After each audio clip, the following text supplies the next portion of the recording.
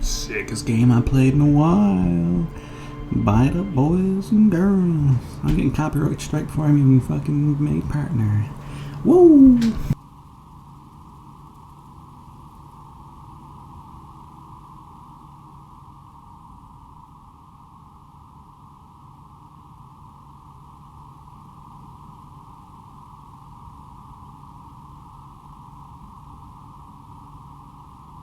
Oh, it's you again.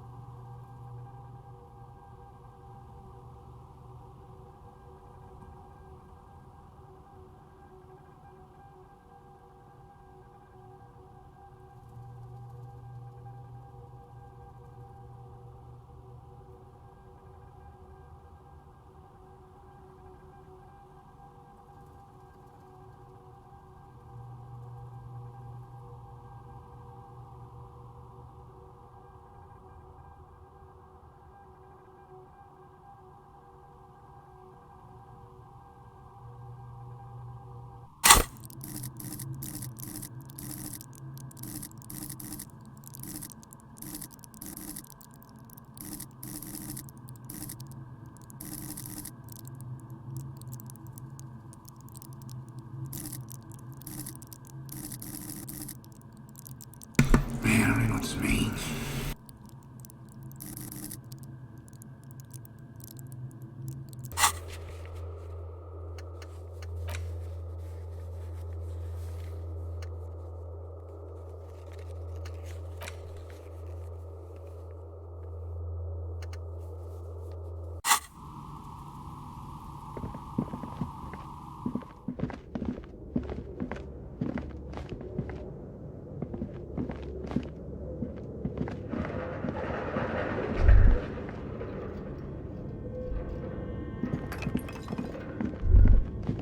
Looks like someone tried to reconceptualize their business here. Look, the skis and rotor blades both bear the same slipstream logo. It seems likely that they started out making one, failed to turn a profit, and then pivoted to producing the other.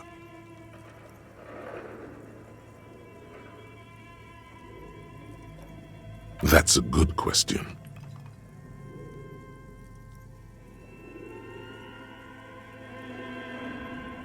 Reality is ruthless.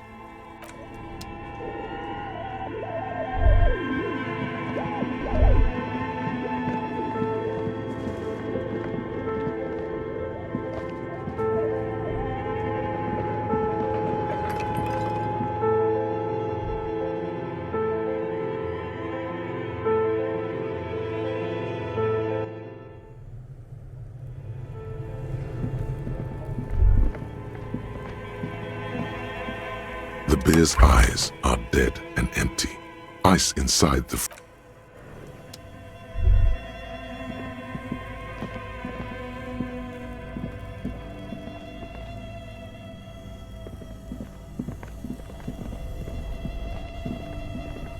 This orange machine is dead still.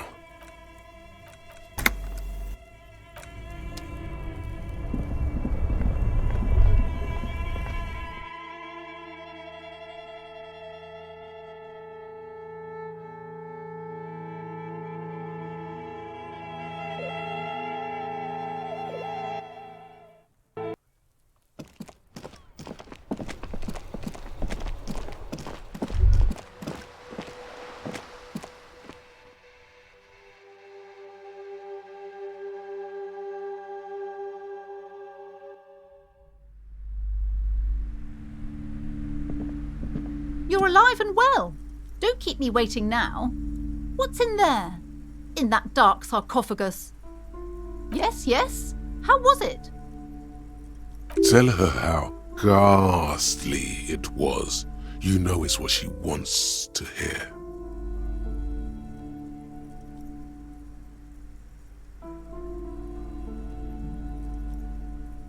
But what else did you find?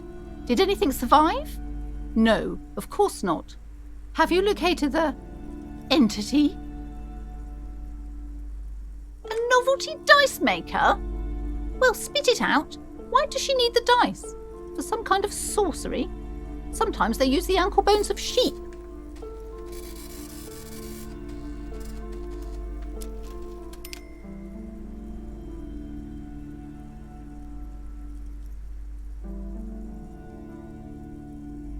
I don't understand. If it's not her, then where is the source of the doom? How did she explain the curse?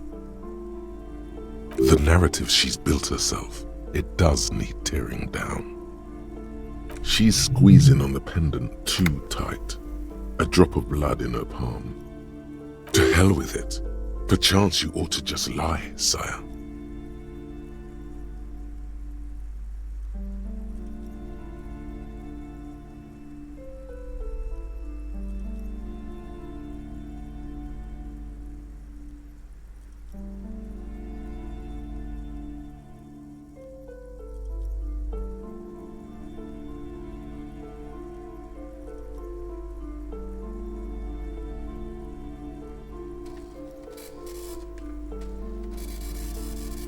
A third-order presence, yes. I've heard of these triactors. In certain occult literature, that's too dark to dwell on for too long, and definitely not in the presence of my daughter. I understand everything, sir. Thank you for your descending into the maelstrom. I will keep fort up here, strengthen the wards, do my best. And if you happen upon the third entity in your travels, may the Lord be with you. Well, this has been absolutely educational. If we happen on the third presence in our travels, we will certainly come back to tell you. Should we get out of here before the vortex collapses?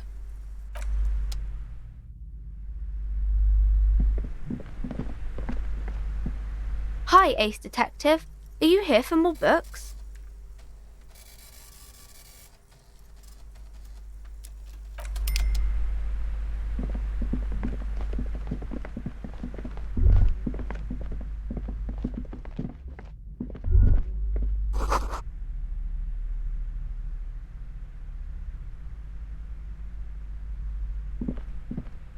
Shelves full of biographies of famous people, whoever they are. A true cultural touchstone. Enjoy the read. This bookstore is not strictly about crime. Amidst the various books, these three things are very important. The point of the book, and many various paranatural. Several the maps look old and faded. I'm sorry, they're quite valuable, though they might not look it. Yes, yes. Are you interested or not? This large map displays archipelago ozone disintegrating into map. In the northeast, a dust. The ocean connections you have little. Perhaps they.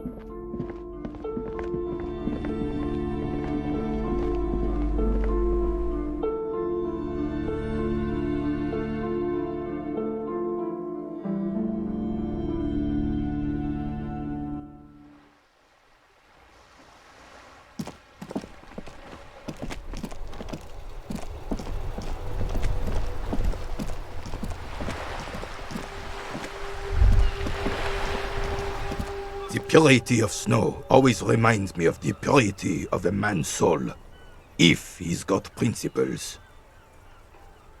Ah, yes! King Philip III, on his steed, a reminder of what Revachol once was. Oh, absolutely. At the mercy of a cocaine-snorting tyrant who emptied the treasury so he could sleep on a bed of gold. A superpower, feared and respected. A testament to what this country can be under the leadership of a true king. Someone who knows how to rule. Decisively, without fear of offending the sensibilities of the frail and weak-minded among his subjects. This is something the insurgents never understood.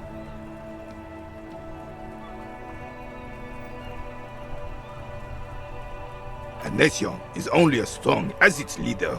That's why it was such madness to try to... Don't get started on that again. What happened, happened. The Carabiner doesn't reply, but his entire being communicates unbreakable resolve. Oh, old Philip was a big fan of the purple nose candy the nobility loved so much. A cocaine connoisseur of sorts. His egocentricity is borderline legendary.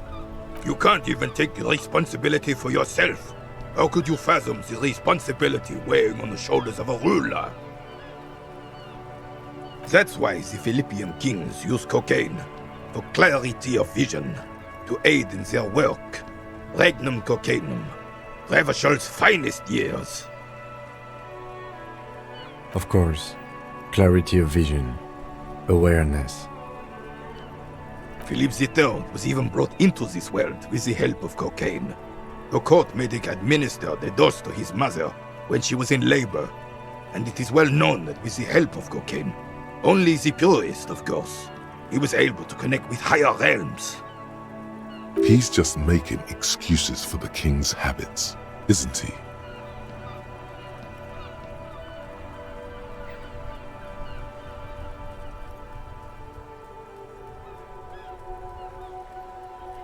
From what I've seen of the officers of the Elysium... But I don't want to get into a debate about drug policies. Right. It's a Bell McGrave, 4.46 caliber, breech loading, Revachol made. Good weapon, accurate and reliable. His moves are quick and precise as he first checks the weapon, then aims it at the sea. This man knows firearms intimately. This one's inoperable. The bolt spring is missing and the mechanism is jammed shut. Still a beauty. Where did you find her? I'm not surprised. There are probably lots of forgotten wartime weapons lying around here. Back in the day, everyone had something stashed away. As for the rifle, I don't know what else to tell you. These BM-446s are an antique. No one uses them anymore. The ammunition is impossible to find. What is this? Are you mocking us? This isn't for pétanque.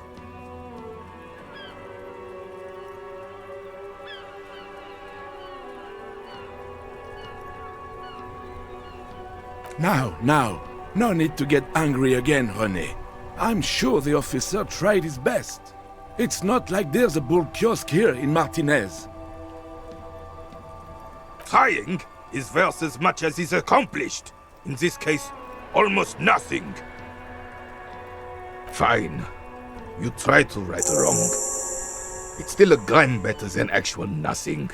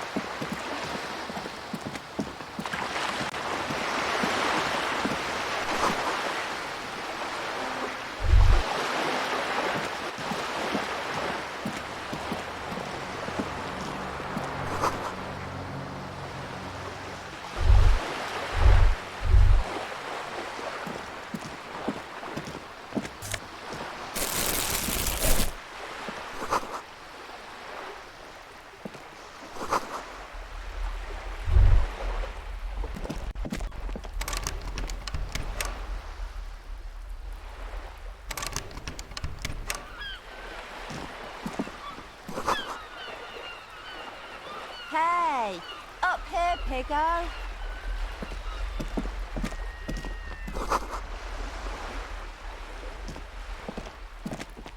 The streets will flow red once more.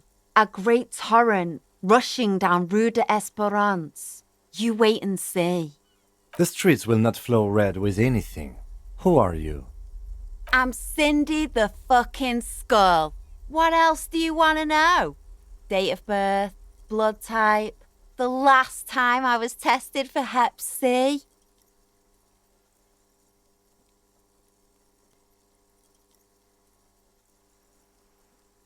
Had a battery of tests just last week. I'm practically a patchwork of interesting critters. Kinda like a manowar. A brush? An artist?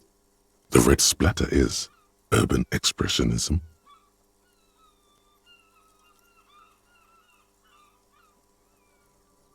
Can't you tell? I'm painting a beautiful mural, an aereo graffitio visible from low orbit. I haven't really started it yet. I'm waiting for the right words.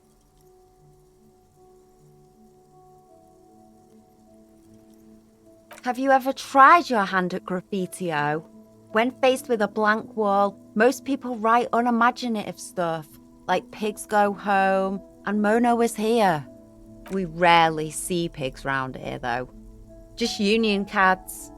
And my name's not Mona, so... This place is severely lacking in havoc. Not even the occasional trash can fire to break up the tedium. I thought I'd mix it up, you know. Summon the forces of crime and social chaos with a wall-sized invitation. Yeah?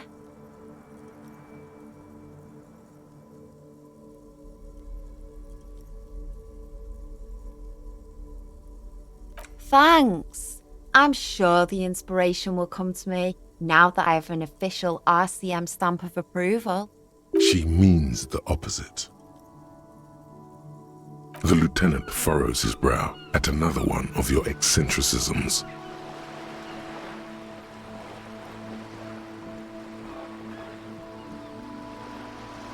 Hatred? Disgust? It's difficult to tell which of the two is more present in her girlish features. The woman on the boat does not notice her staring. That is on her. Someone's got to keep an eye on her. Ozon is an archipelago 2 days' travel away from Rivershore. Its moneyed residents, used to posh restaurants and upscale boutiques, rarely have reason to visit Martinez. Probably the Wild Pines rep. We should talk to her. She's a professional negotiator, though. I have the feeling she will be very cooperative while telling us nothing. You should take the lead. Ask her unexpected questions, you know? Do your thing. Don't be afraid to get a bit wacky. Throwing her off is our best bet. Good idea, piggies. Run along now. Fuck her shit up good. Impound that boat while you're at it. I'd like to watch her swim back to Ozon. I ain't no snitch, pigstein. Go forth and forage in someone else's shit. No shortage of squealers in these parts. Actually, there is a shortage of people who talk to us in a normal, calm, informative manner. We weren't put on this earth to make your life pleasant, fucko. Watch your back, ungulate. You've got eyes on you.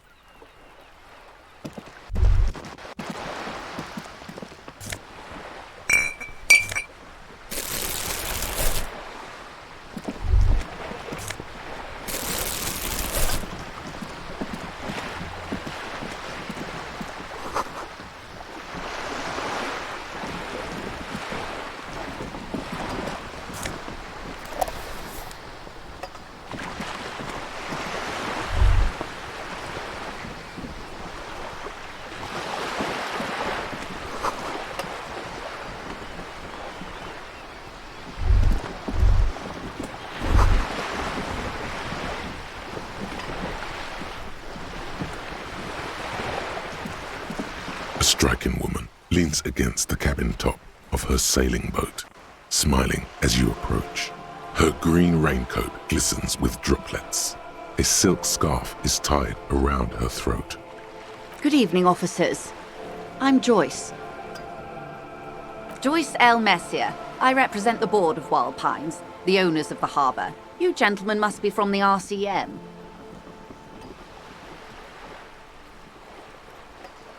Phaeton, my maiden name.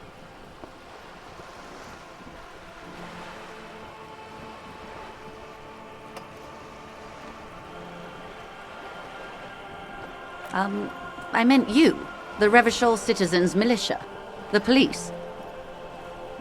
I'm glad to see you here. Like steel, there is strength there. If she wanted, she could sink her nails deep into your skin. I was dispatched to handle a strike, not a lynching. Anything I can do to assist the RCM in this matter, I will, gladly. That is good to hear, madame. My colleague will take the lead on this interview. I should let you know that he is recovering from an unusual medical episode. Very unusual. But I can assure you of his ultimate competency. There's a trace of irony in his voice. Mischief, even. This is a tactic. It happens quicker than a shooting star. But did the lieutenant just wink at you? How interesting. I wish you a swift recovery. In the meanwhile, you have my full cooperation, and the full cooperation of the Wild Pines Group.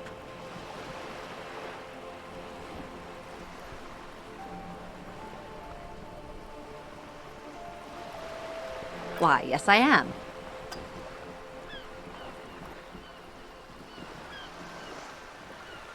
Of course there are. We're on an archipelago. How else are you supposed to get around? Yes, we are. We are on Le Caillou. Technically, the neighboring Ozone and Face à la Mer island groups are archipelagos, while La Caillou, by contrast, is a single fertile landmass, the fourth largest island in the world. It is not an archipelago.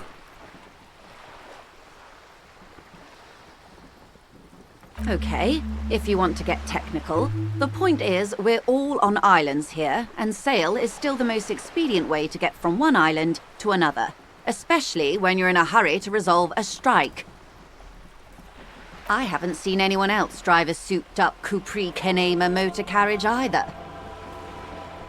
Actually, that motor carriage has been specially issued to serve as a patrol and pursuit vehicle.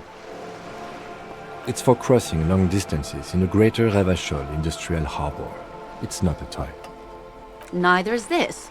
A toy, I mean. It's a machine for crossing long distances in the Bay of Revachol, between the city and the islands. You need to make this lady admit she's only riding around on this boat because she's rich. Before you do, it will be pertinent to ask other questions. Gather more info on this boat of hers.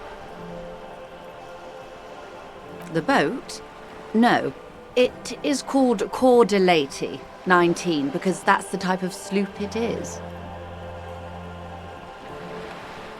It's a pleasure craft, a 19 pacer. It also happens to be rated for Category 1 racing. Though these days I mainly use it for business. My sloop? I like it a lot. It's the eel's hips, baby. I'm enjoying this part of the interview. It has so little to do with the murder we're investigating.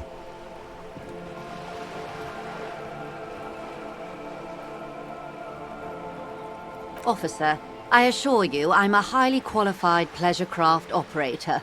The crowns of her teeth are porcelain, white as the boat's hull as she smiles. Her nonchalance might be related to something called the Wayfarer Act, a law that says she doesn't need a license. Sly fox, you're not aggressive enough to harass her further on this. Oh my, the E word. You mean to say that it's a symbol of conspicuous consumption? That I'm a member of the ruling class?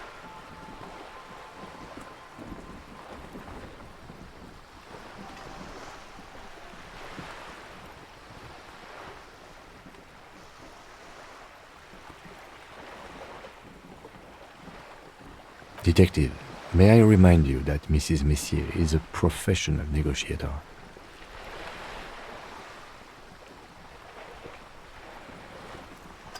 Then what does that say? Does it say docking reserved for residents of Rue de Saint-Ghislain, 33A? 33A? This old proletarian haunt here? As I said, plenty of people drive boats, of all social strata. Your synapses flesh.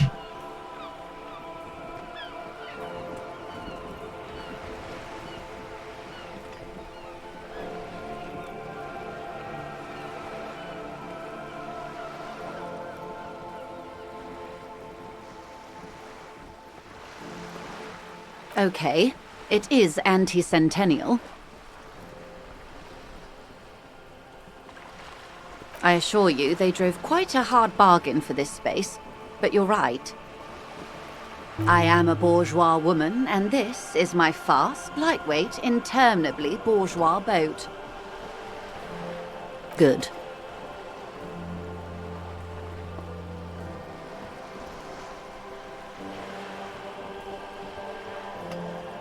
What we do. I'm afraid I don't speak for Wild Pines as a whole. It's a giant undertaking. There was a touch of discomfort there. She wants to merely represent. The Pines' core competency is logistics. Container shipping, freight, that sort of thing. See those airships there, blinking? Those are the shipping side of things. And that is the terminal. Another subdivision deals with energy, oil and gas exploration, offshore platforms. The Wild Pines Group is one of the original Revacholian Indo-tribes. Companies awarded royal monopolies by the king, the suzerain himself, centuries ago. The king is long gone, but several of the Indo-tribes remain. Saint-Baptiste, Elysium, an unknown entity known as Brightest Star. Why, thank you. I'm not at liberty to discuss the company balance sheet, but I can tell you that last year, the company booked more than 20 billion real in revenue.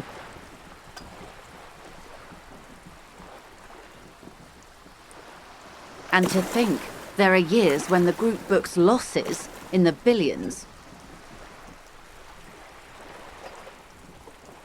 Wild Pines employs 72,000 people, all of whom have families that depend on their salaries.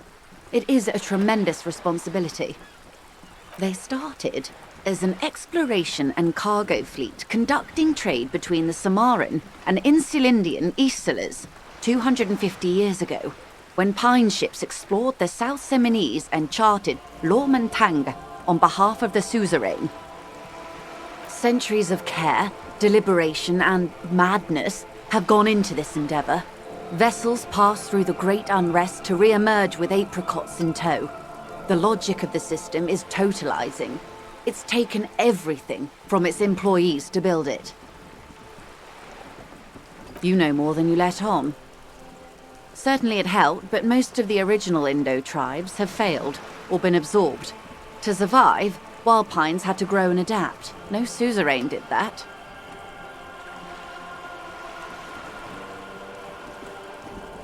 You mean aside from being the terminal's legal owners, who are responsible for moving 8% of the world's cargo?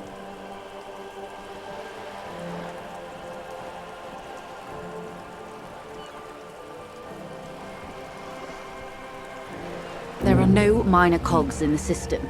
Each terminal must be accounted for, lest the entire system break. Every hiccup in such a system means thousands lose their jobs, the world over.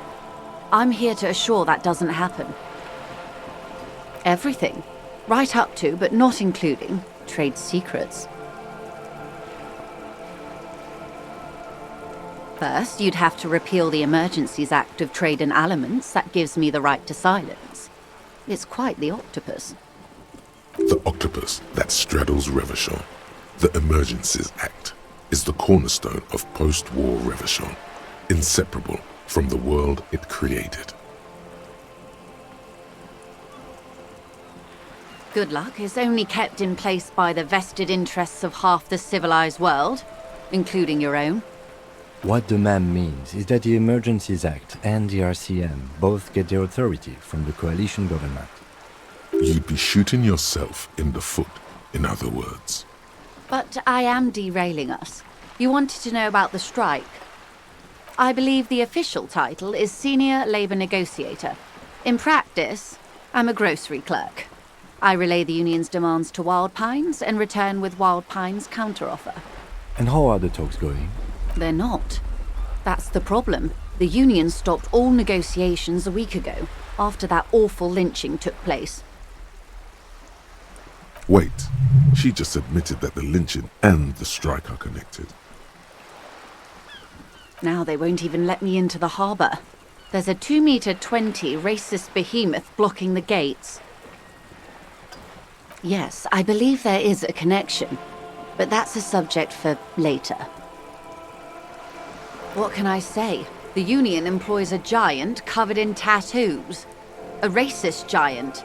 I guess that's part of their big tent organization now. Let's say I was not making the kind of progress I'd hoped for when I first arrived. And when did you first arrive? I arrived 3 weeks ago. Yes, in the middle of February. The bay was still partially frozen then. I prefer to do these things on site, like the RCM. But the strike began in December. I wasn't the original negotiator here. I took over after Mr. Gaumont hit a wall with Mr. Clare, the union boss. Mr. Clare refused to speak with Gaumont despite concessions he'd granted the union in prior negotiations. This isn't the first time the union has gone on strike? Heavens no. There have been 2 prior strikes. Both times the union won significant concessions, including overtime pay and a medical plan. This time their demands are more, I guess you could say, aggressive. Ludicrous even. It's meant.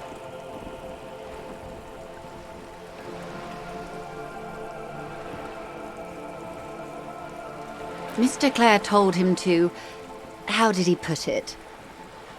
Fuck off, midget. Gaumont is short of stature, you see. Yes.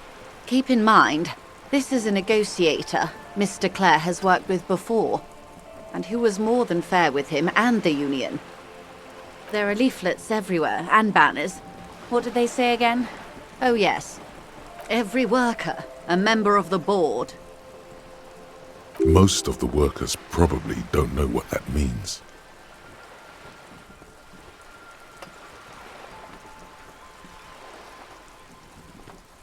In its defense, another said, demand democracy. Pretty tame stuff compared to every worker a member of the board. Fortunately, they explained it. Every time the Wild Pines group makes a decision about anything, it needs the signature of each of the 2,200 workers in its Martinez terminal. Just so you understand, this is but one of 22 terminals owned by Wild Pines. Essentially, not only are they kings of the company, they are also kings of the 72,000 employees of Wild Pines Group.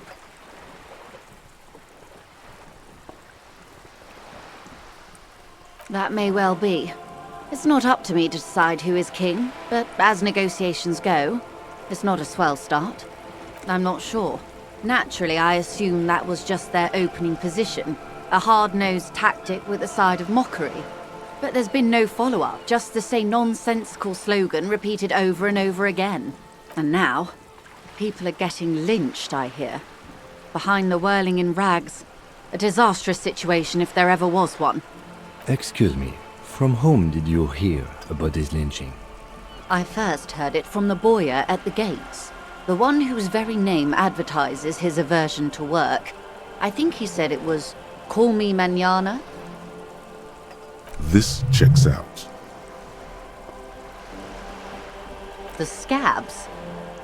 You mean the huddled masses of Jamrock, come to plead for work where the union refuses to? Don't let her answer it herself.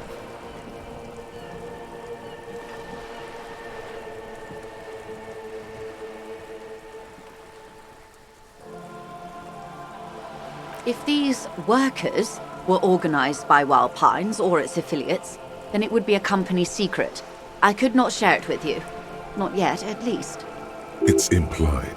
She's open to discussing this matter with you at a later occasion. Everard Clare is a man of the utmost integrity. If you can say one thing about him, it's that he always puts the interests of the workers first. Of course not. Everard is fantastically corrupt. I imagine he has a thick, viscous goo where you and I have blood. That's good. If you were to prick it with something sharp, you could see it oozing out. A knife, maybe? No, a rapier. Oh, heavens no. We get along just fine.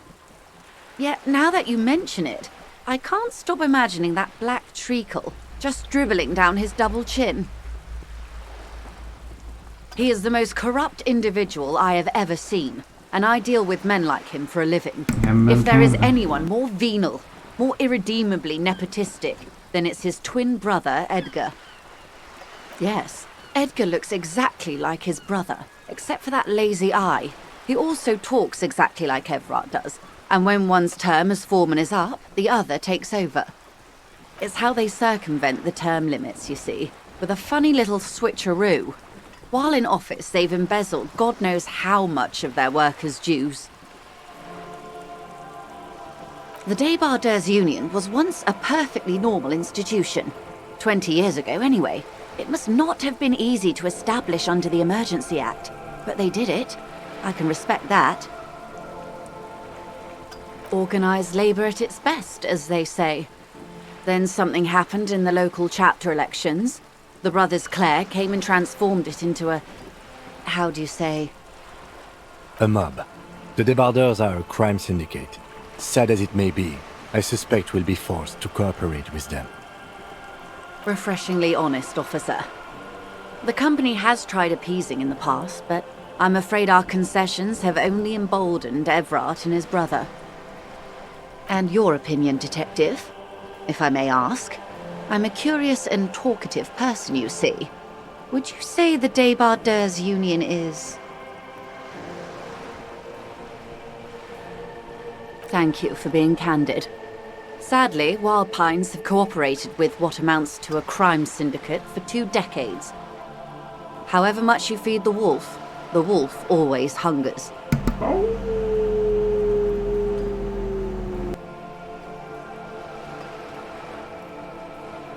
I'm glad you asked. There was a woman, the previous forewoman of the Union. She disappeared. Disappeared? Yes. On the last day of the local chapter elections, her daughter phoned in and said she wasn't running anymore, or coming to work. Ever. End of story. This forewoman, her name?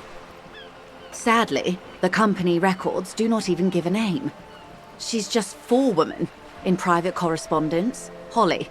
I don't even know if it's a sir or given name, and I don't have access to the Union's files. Indeed. The company suspects foul play, but there's nothing they could do. It was a Union matter. The point of the presentation is, these kinds of things happen around the Clares. Watch out when you're dealing with him. Thank you for your concern, ma'am. We'll be just fine. Of course. How else can I help? Quite a few things, I'm afraid. The information I'm to share with you includes sensitive trade secrets. For the sake of my employer, I have to ask for your names and badge numbers. Of course, ma'am. We should have introduced ourselves. I am Lieutenant Kitsuragi, from Precinct 57. And this is my colleague from Precinct 41. I'm afraid he doesn't have his badge at the moment. I hope mine will suffice. How curious. Why is that, Detective? I see. So, are you saying you lost your badge during the course of this episode?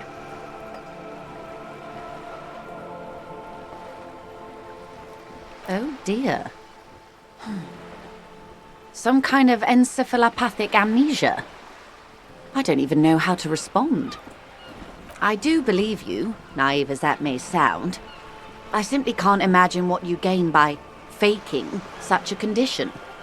As I said, ma'am, his technique may be very unconventional, but he is an officer of the RCM. Of course, I sympathize, but I'm afraid I simply can't share anything more until I've seen that badge. She's a professional negotiator.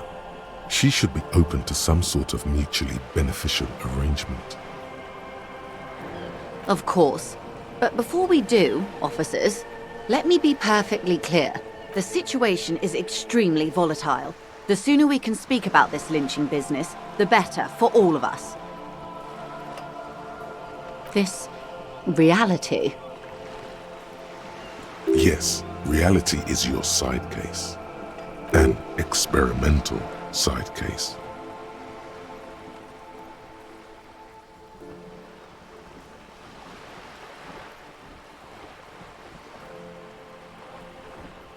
Ah, yes, the episode. Sounds like an acute case of encephalopathy now that I think of it. Don't be phased, madame. He functions perfectly well. He only needs a lowdown on all of reality. We may be here a while then. Ask away, officer. I'll help however I can. All right, we're in. I know these all look good, but begin with the first, okay? We're in Martinez, baby. Martinez is a district of Revachol. A very small district tucked away near the industrial harbour, north of the 881 and Jamrock. You would be excused for not knowing about it. Unimportant, they say. Forgotten, even. Shelled to smithereens during the Revolution. It has its charms, just not this time of year. I'm not a good ambassador. I've only been here once before, as a teenager. Not a lot has changed. There are ruins, a terminal, fishing boats, reeds, boys with boxy shoulders. This place used to be a province, a workers' resort before the city swallowed it and the artillery did its work. The reeds are the real star of the show here now. The further down the coast, the wilder it gets. It's not really a sea, it's the Bay of Revachol, and the bay feeds into the ocean. Yes, we're on an island in an ocean, the world's largest body of water, the Insulindic. Known to the early Revacholians as Les Immensités Bleues, the Blue Immensities. Caillou, as you already know. Imagine a pebble. A smoothed-over pebble amidst a great blue sea, misshapen, cracked. The cracks are the River Esperance. We're in the delta of this river, on the 6th branch, the Martinez distributary. Revachol?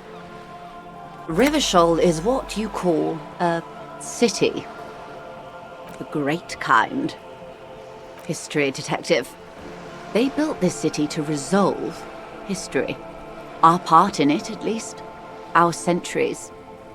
The nations of the Occident, or migrant workers from Seminine and Ile Marat, depending on your creed. In the DeLorean century, 380 years ago. They say it's where the terrible questions of our time will be answered.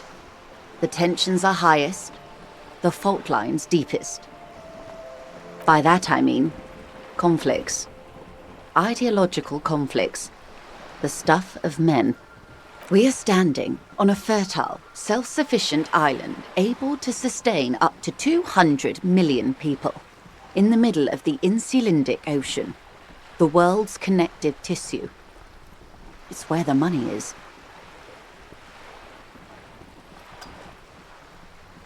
I think it's fair to say so. Martinez is about...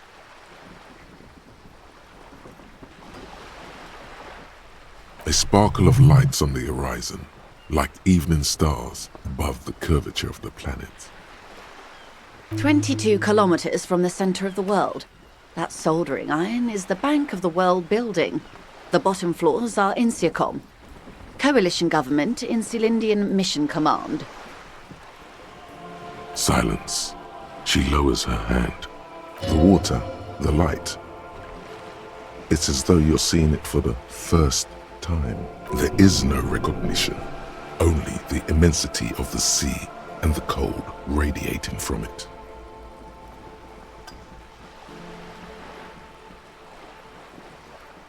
She observes your eyes scanning the horizon, then breaks the silence, slowly. This is one thought you need to complete. Where are you? Was there something else you wanted to know? I remember something about a lowdown. This has been informative. Thank you, ma'am. I'm sure my memory-impaired partner has many more questions to ask, about even more fundamental aspects of reality. Might I suggest not asking them all right now? Monsieur will be here later too, and tomorrow. Isn't that true, ma'am? Absolutely. My commitment here is long-term. It's better not to eat all your candy at once. Indeed. I'm always at your service.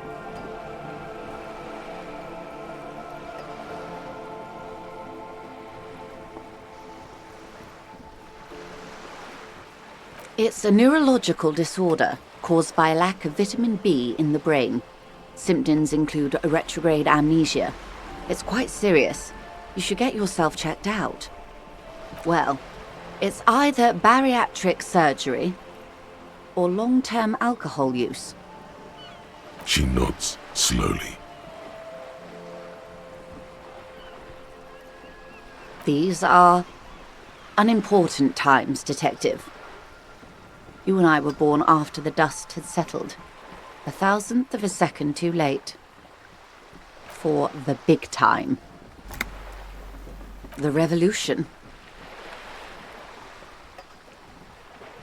It's quite easy. Every 100 years or so, our species gets together to decide what's next, who gets shot in the head, and who gets the mineral rights. It's a real kerfuffle. Those would be the communists. Generally speaking, 40 million people got shot in the head during the World Revolution. But the communists, they all got shot in the head. Oh, and the anarchists too. They shot them well. So well, one forgets they even existed. She likes the totality of it. Did they ever? Before they got shot themselves, they shot 2 million people. Yeah, it was a kerfuffle, all right. Yes, the Insulindian deluge, they call it. Oh, lots of people.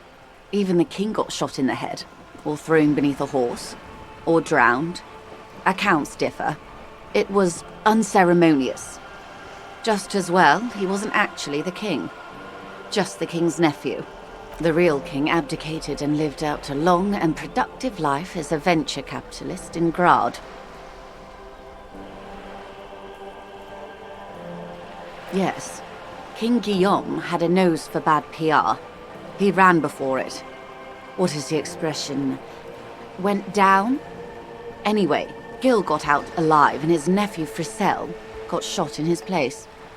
Him and tens of thousands of his wonderfully fascist kingsmen. It was a wild time. The liberals got the mineral rights. And by mineral rights, I mean everything.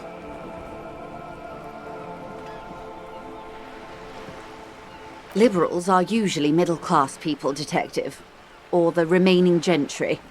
The beneficiaries of the pre-revolutionary arrangement.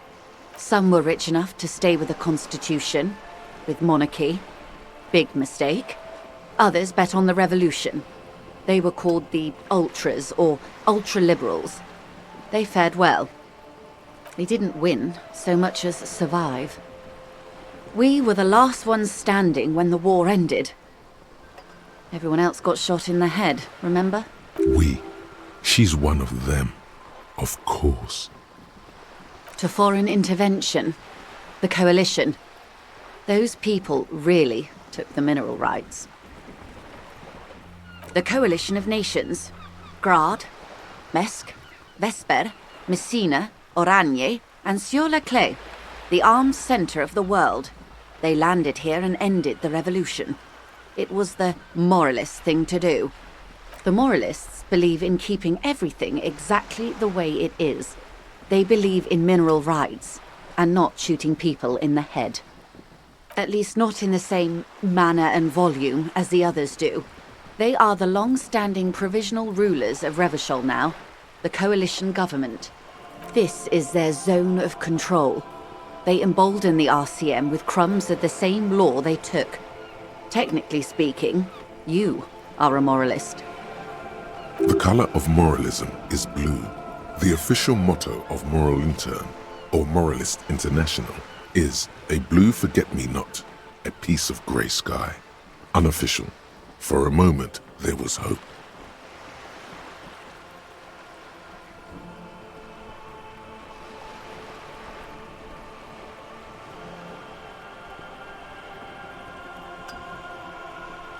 A devout man of the center.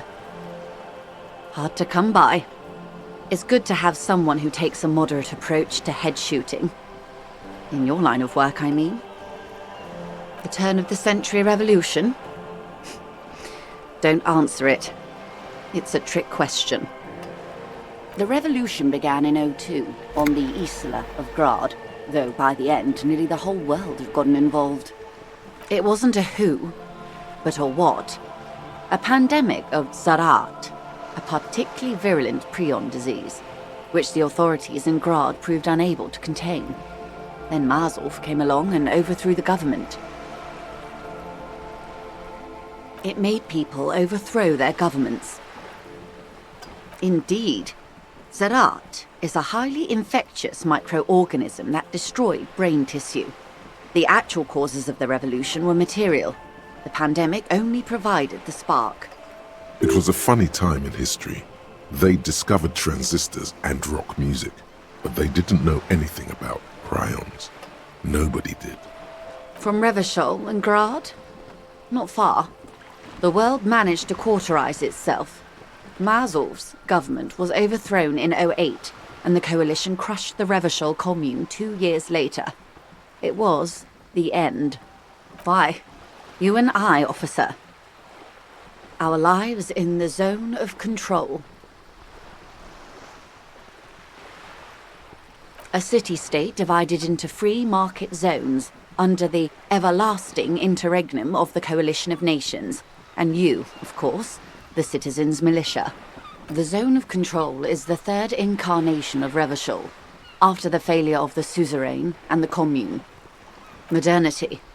They developed the marvels of the inter-easlary communication, telematic milieus, radiation, colored plastics. Meanwhile, in Revachol West, the aftermath continues for the 5th decade. 51 minus 8 equals 43. Time flies.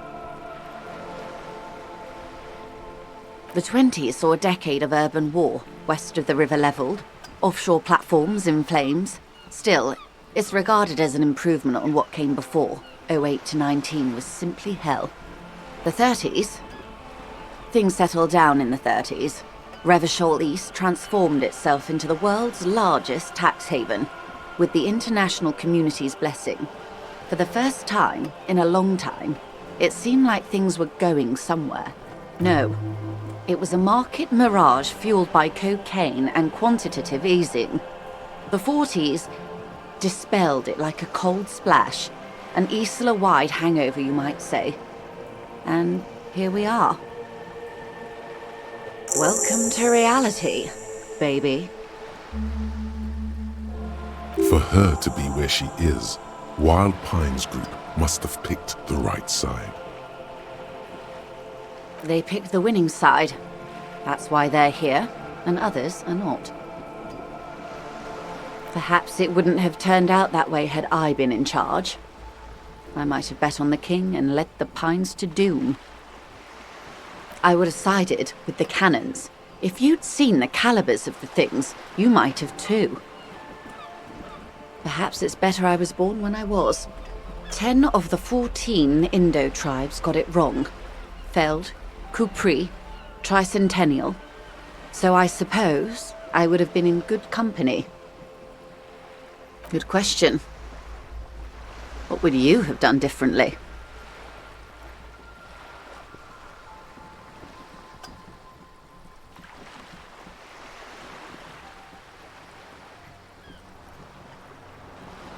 And I asked you, past-less detective of the Citizens Militia, what insight has acute encephalopathy given to you?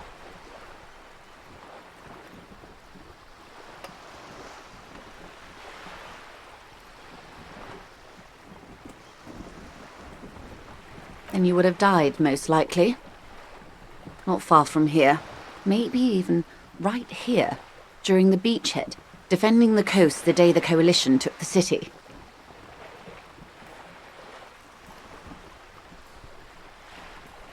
No, almost certainly.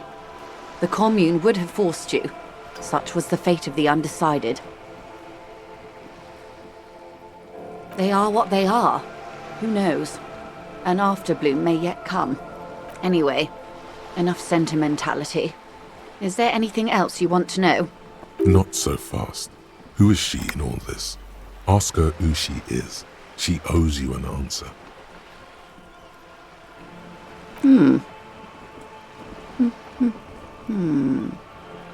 I am the vilest of the vile. A traitor. A devourer of nations and infants.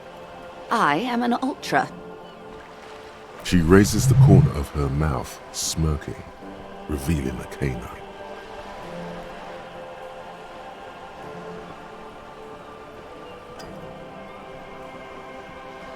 Haven't you heard? I am a nether creature of the Forbidden Swamp. One of those who pushed the king under a shit wagon and betrayed the revolution. I can see you thought I'd gone extinct.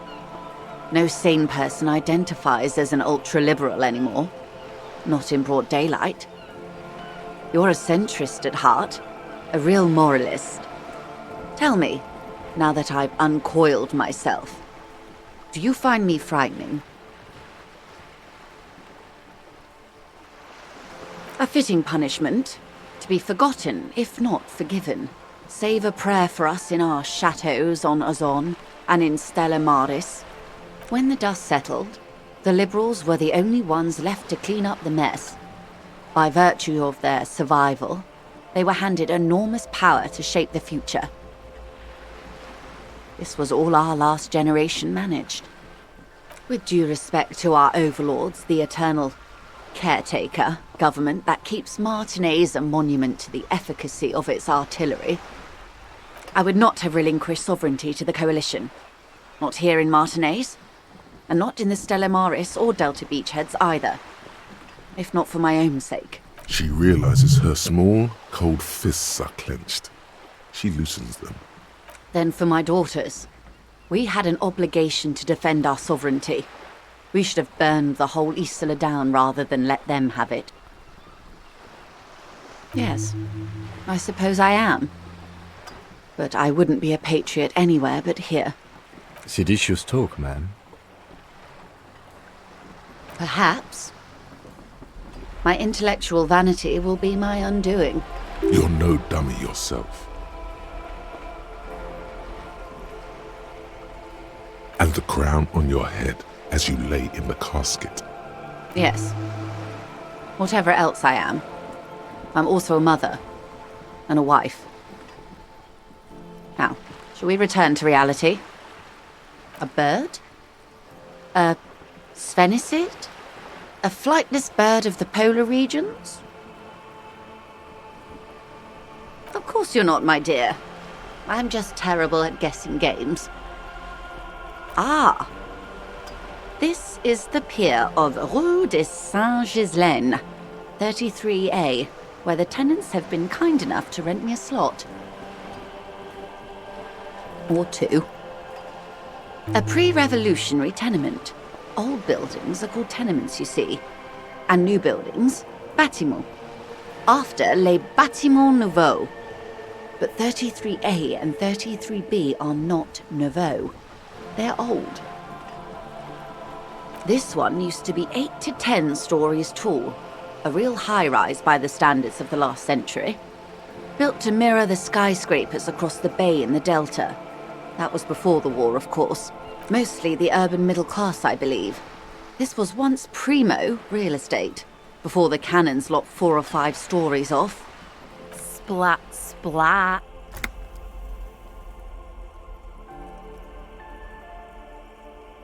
You could be wrong, but from here it appears as if she's running the brush across her throat in a soaring motion. Wonderful.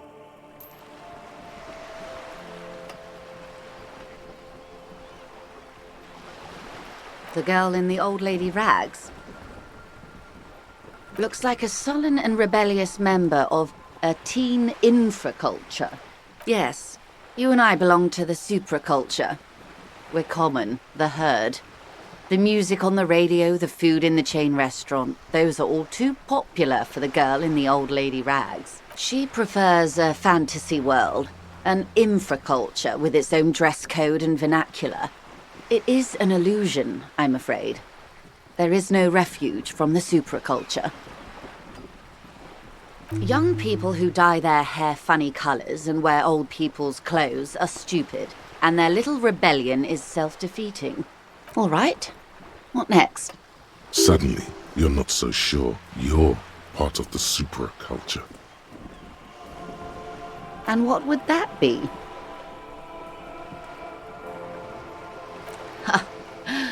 I can see that, yes. I dabbled in those dark arts myself, not so long ago.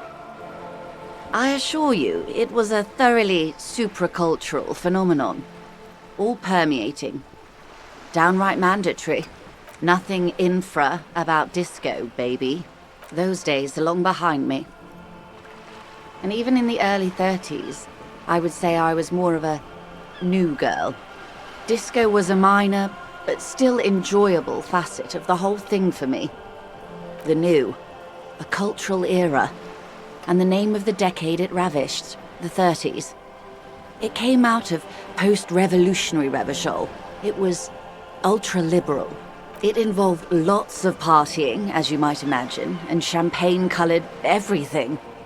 By the looks of it, that would have been when you came of age. Now,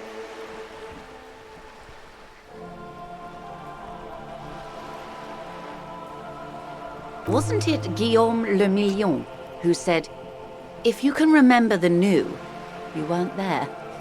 For some reason, your mind is a veritable repository of Guillaume Le Million lyrics, trivia, and B-sides. But the time to explore this is when you're alone, facing a mirror perhaps. Right now, it would derail the reality loader. Glad to have been of assistance. The little that I know. Any more lessons in basic reality? My favourite part of the day. Go ahead, ask me anything. Glad to have been of assistance.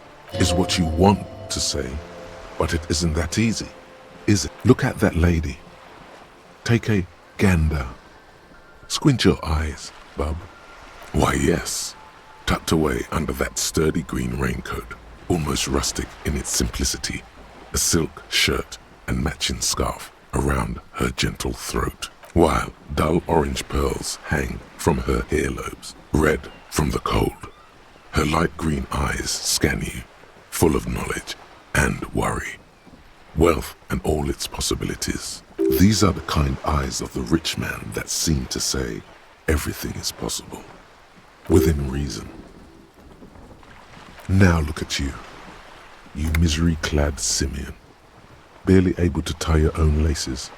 Your armpits are lakes. A scythe of booze precedes you. Your hair sticks to your forehead and your underwear feels uncomfortable. You're poor, poor as balls. You can't ask this person for money. You're too.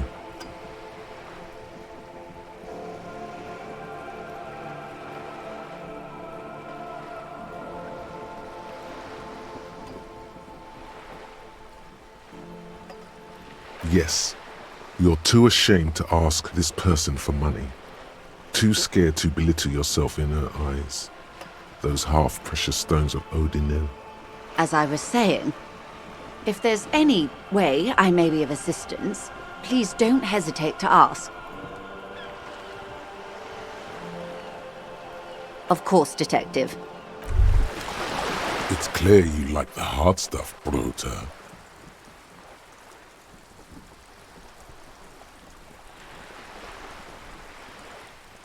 Evening falls. The time has come to take the vow. The vows are blood and flesh. Lower intestine. The term is metabolic and circulatory system.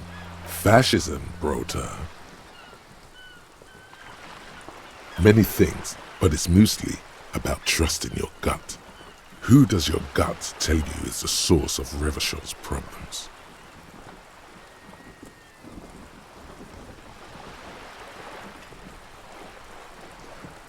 Yes, them, but also Women. Women, men of Wur.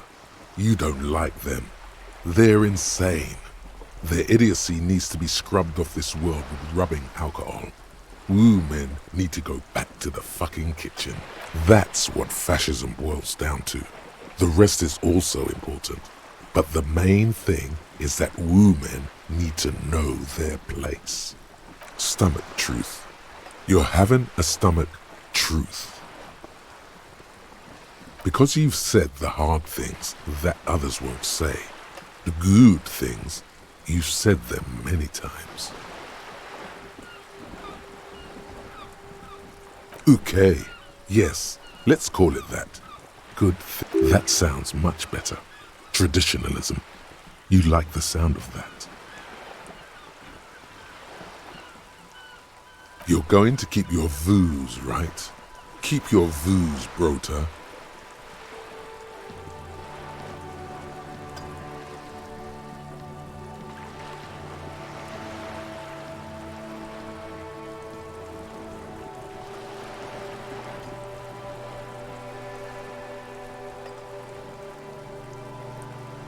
For the nation, smart. Best not to mention the woo men too often. That's why you're the head and I am the stomach.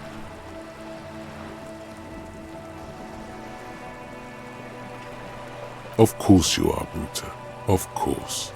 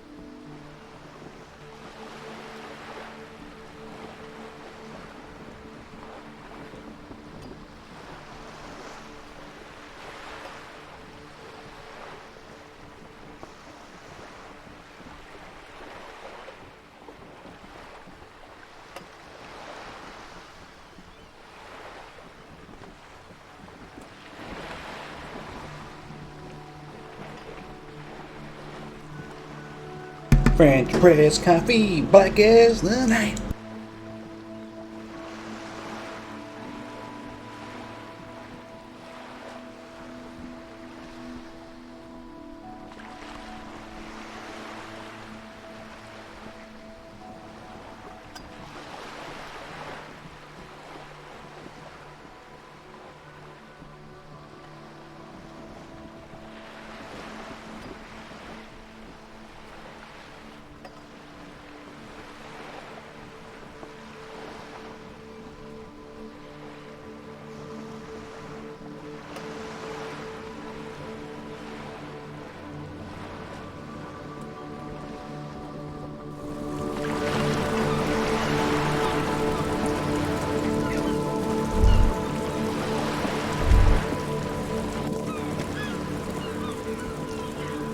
A sturdy metal door guards the southwest entrance to the door rattles against John. The door rattles again, but this time... Stop banging on the door! I'm not letting any more strangers inside. Ha! The police? Everyone knows the police don't come round here. No, I already told you. I won't be responsible for any more strangers getting into the building. Go check the backyard door. Maybe someone there will.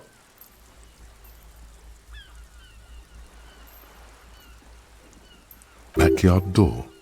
There must be another entrance. Madame, I assure you, we are real police officers. There is no reply.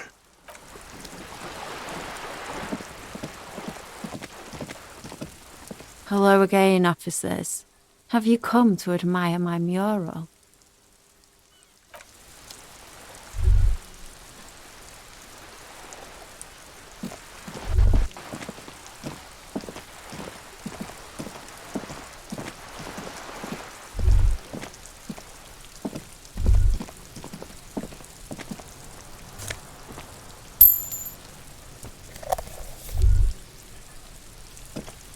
Trying to sneak up on me? Come to slit my throat in my sleep? Apparently, she doesn't like people standing behind her back. Logic error. She is not sleeping right now. Pig's come to take me out, trying to snuff me out. Don't get fucking clever with me, pig. You think you're so clever.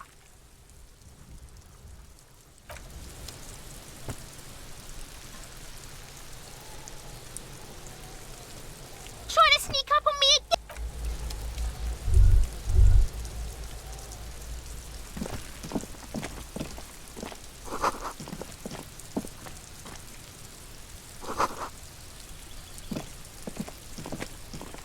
You see a young man on a balcony nursing a cigarette. Not looking for any trouble, officer. It's the voice of someone who has something to hide, my liege.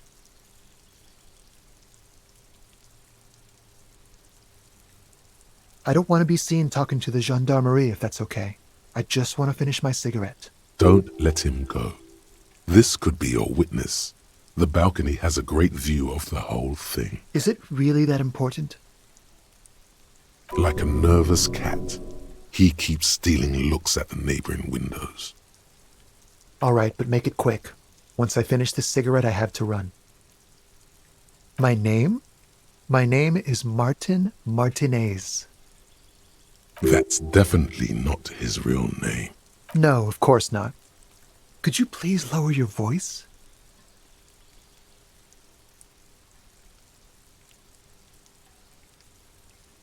I'd even go so far as to say that the view is a little too good, my dear gendarme.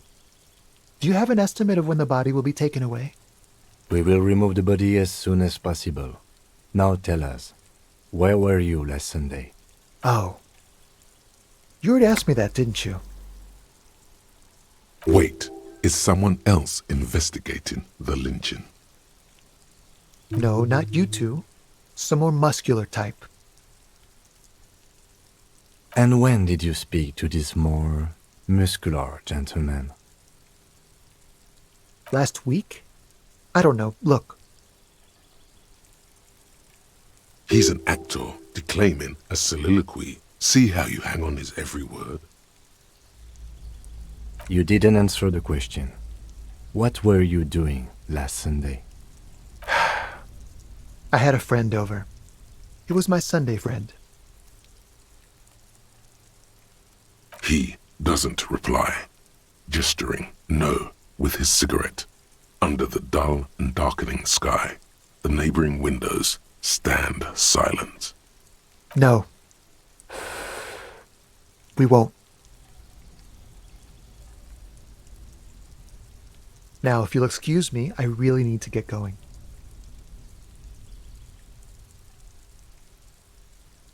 Good luck with the investigation.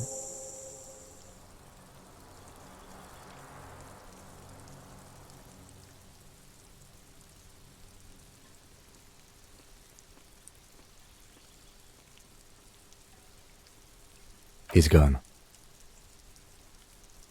No point in running. Tenements like these often have multiple exits. If he doesn't want to talk to us, then he'll know how to hide himself. He could be a witness. Him or his Sunday friend. Either way, we need to look into that muscular type who's asking about our case. There has to be a way of getting inside the building. Let's go check out the door near the pier again. Once we found a way in, we can ask around for his apartment.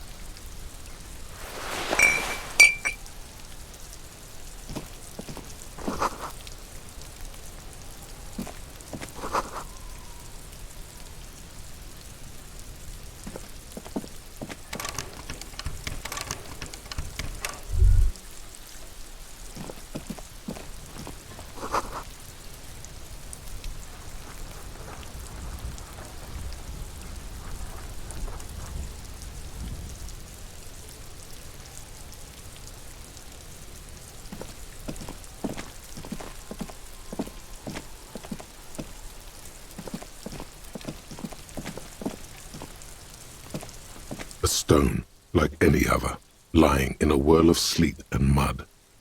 Maybe there's something under it. There's a key beneath it, rusty from the dirt. This must be for the front door. Pity it doesn't have the apartment number on it. This building has hundreds of apartments. We'll just have to go in and see.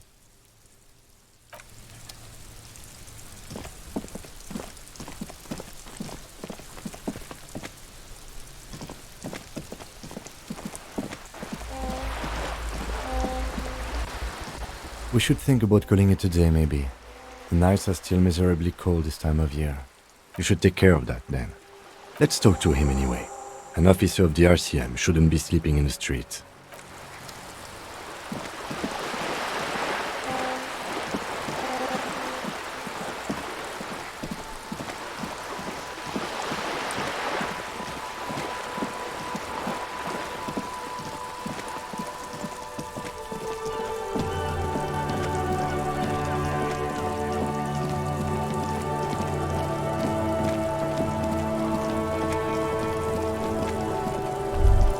Kuno's got this!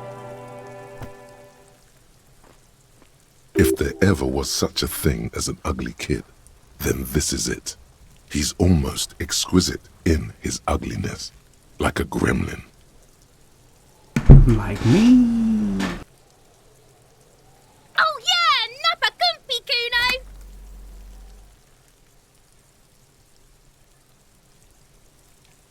Right in the dick, Kuno! Get him right in the dick! It's loving in the dick. The boy is sweating profusely. His eyes are like two black holes and his jaw is twitching as if trying to break free from the empire of his body. The kid is obviously high. Fuck that! Kuno, yeah! Right in the mouthhole! Shits himself. The rake, Kuno! You should throw the rake don't know what a rake is. Kuno's not a gardener.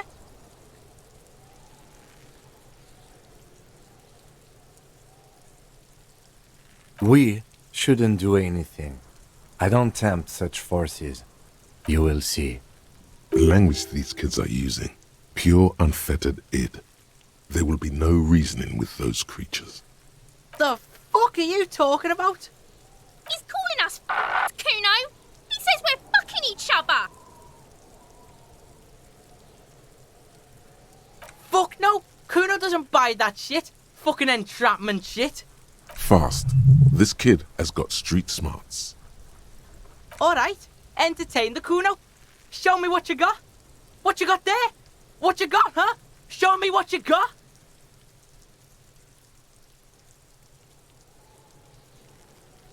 The kid moves his hands like a basketball player dribbling fast.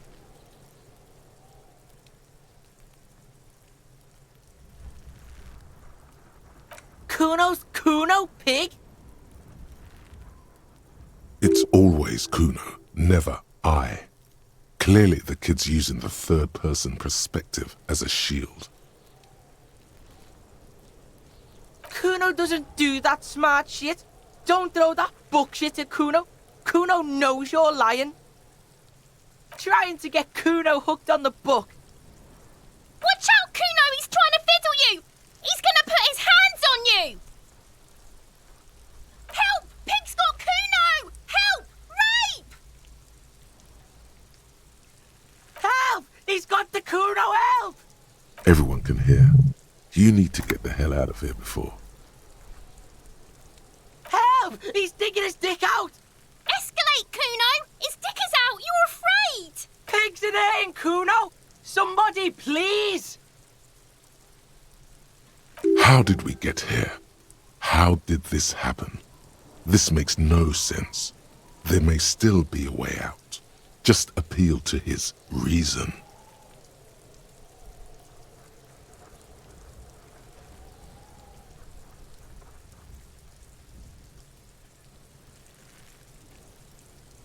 Help! Misters, help! He's flashing Kuno! He's showing his genitals! If you don't help Kuno now, it'll be too late! No one? Kuno's doing this because he likes it, pig. Help! The pig's gagging him! Kuno can't speak! You put him up to this yourself when you decided to talk to him in the first place. Listen to your friend.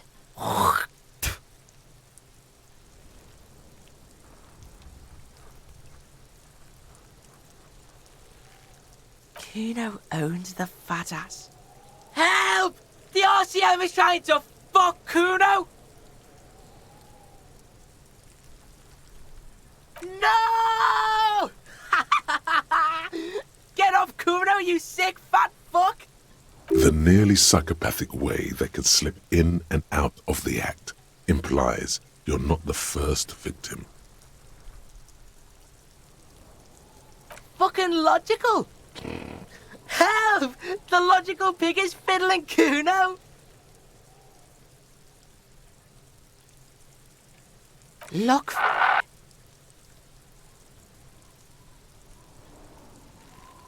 For emphasis, a ghost is saying this. A shit-eating psychopathic ghost with an ace up his sleeve. I know you wanted to hit me. You got that I'm gonna fuck that Kuno up look that Kuno's dad gets. The murder look. The rage look. Relax. He can't read your mind. He doesn't know you were thinking that. There's a dead body, remember? That's what you were doing here. You're a cop on a case.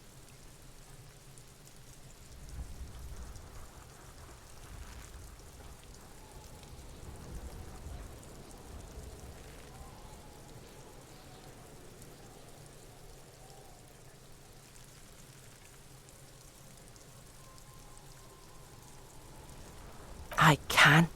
Kuno can smell that violent shit. I know what you were thinking.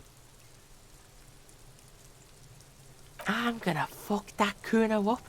I'm gonna shut his shit down. You know what? You should have hit the Kuno, because now You're nothing! You're a joke to Kuno! Kuno laughs at you! King Kuno! Kuno turned you into his prison, bitch! You're gonna be in this shit with Kuno! No, you're not. We can just leave.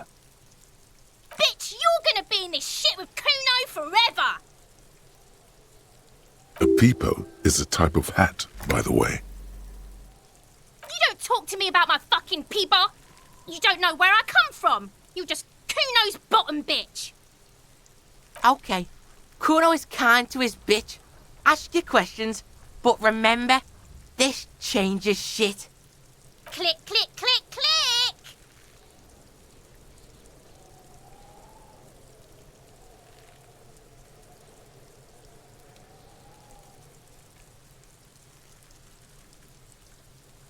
Shitload pig. What's your question? Don't tell the pig shit, Kuno! This is where you quickly ask him questions. Real cop questions. Like a cop.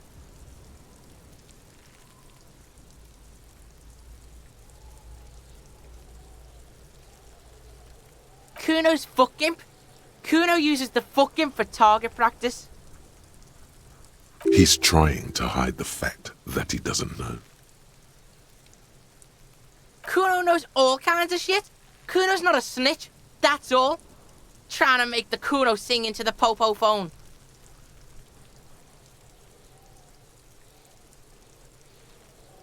Probably climbed. Kuno was busy down the road when that shit went down. You heard Kuno. Kuno wasn't even in Martinez. Kuno wasn't in Revachol. Kuno wasn't regional. I don't know. Some fucking... Mesk or I don't know. Some other place. Night City. Kuno was in fucking Night City. There is no Night City anywhere. That sounds like the name of a city in some pulp science fiction novel. Why you gotta be riding Kuno's ass? You haven't been where Kuno's been. You haven't been in Kuno's head. You wanna know where Kuno was? You wanna know what Kuno's been fucking up to? Don't tell him that, Kuno! It's lame! It's not fucking lame. Kuno's building Kuno's city. Night City. Rage City. The City of Rage. That's it. And it's not lame. Lame! That's the name of Kuno's city, bitch. Get the fuck off Kuno's back. This shit ain't about that. It's impossible to deduce what it is about, at least for the moment. If it's important, it'll come up later. Focus on the case. Just a couple of pigs sniffing around in the dirt. That seems pretty fucking suspicious to Kuno. Yeah, you tell the faggoty, Kuno! You're testing Kuno's patience here. Get lost,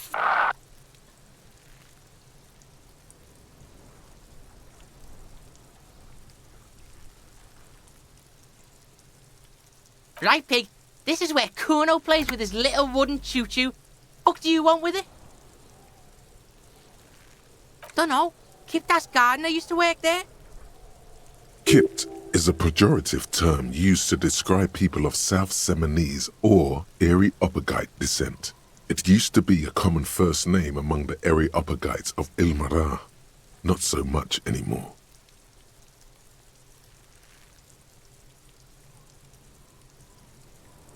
Yeah, that's what Kuno said.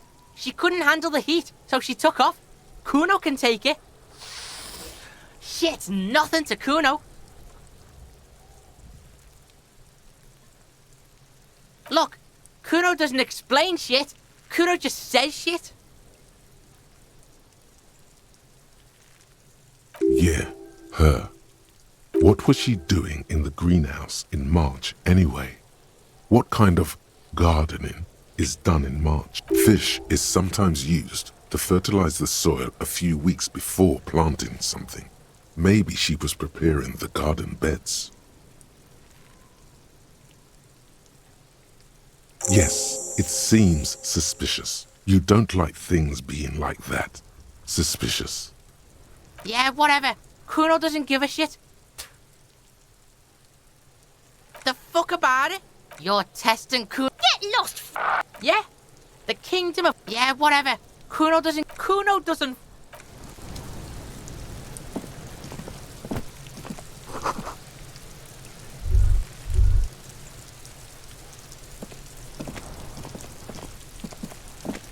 There are several footprints in the mud, left by work boots.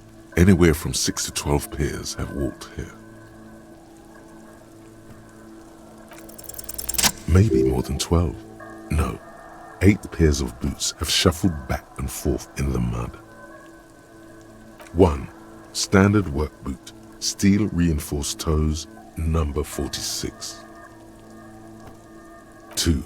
Standard work boot, steel reinforced toes, number 44. 3.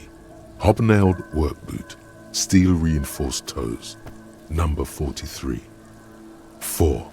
Standard work boot, number 45 or 46? You don't know. It's a miracle you can tell the prints apart as it is. The cold must have preserved them. 5. Another standard work boot, steel reinforced toes, number 44.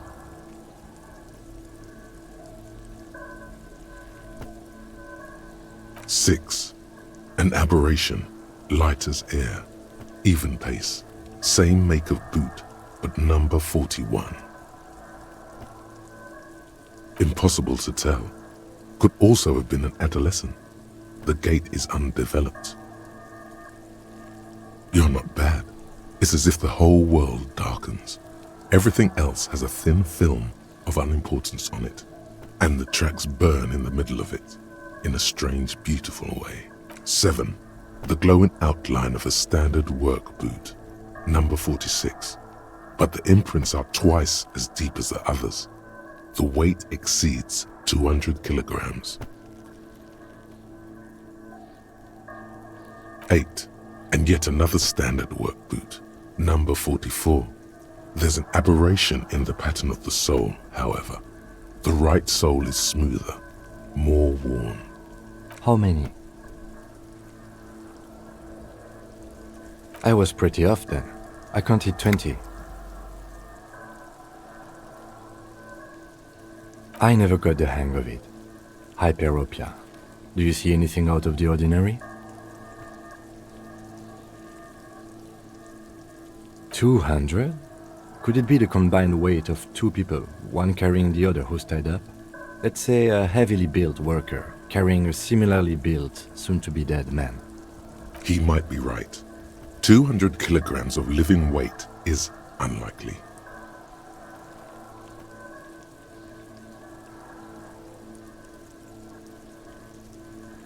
Possibly, yes. But why? Yes, they could have used a makeshift stretcher or just march him up to the gallows. Even easier to carry on a stretcher or between 2 men. Anyway, it's for future consideration. What else can you see? A woman or a kid?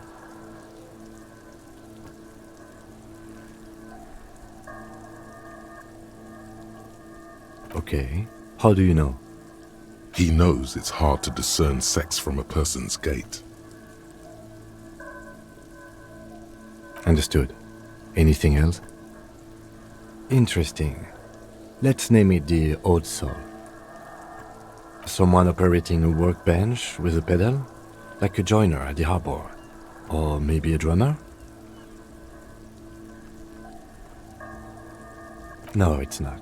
Forget I said it. We are not looking for a drummer. Perhaps it could be a driver.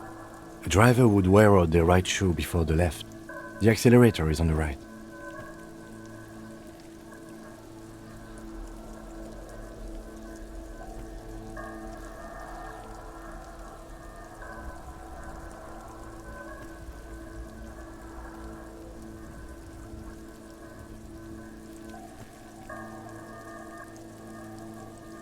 He doesn't seem to hear you, looking south toward the traffic jam instead.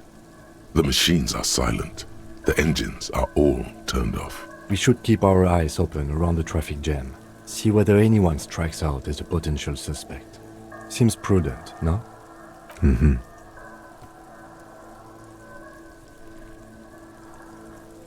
A week, maybe? 7 days would fit the time frame provided to us by the caller, who reported the hanging. It is not impossible. I pulled last week's forecast for coastal Revachol. 7 days below freezing. The day before, the day of his hanging, was the last warm day. Correct again. Sub-zero temperatures would preserve the tracks in a good state. The commotion here could have taken place a week ago. What do I think?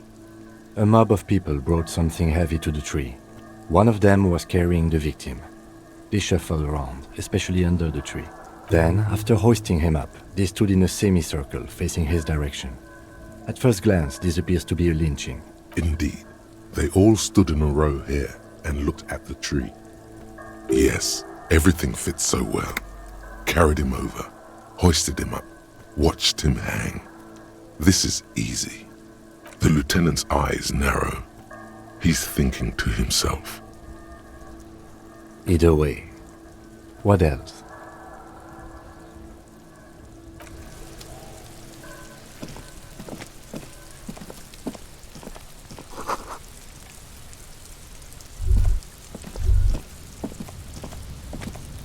An inconspicuous pile of the roofing material, Eternite. Because it's nice and orderly, well-laid pallets, rhythmic pattern, calms your mind. It's nothing. Someone just left some roofing material slanted against. Glad you asked.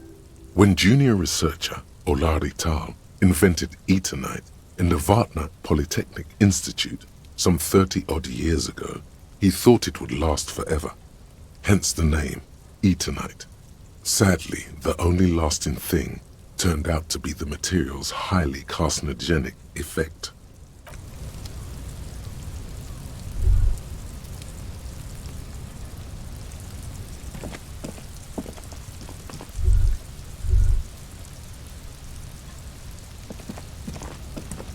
An inconspicuous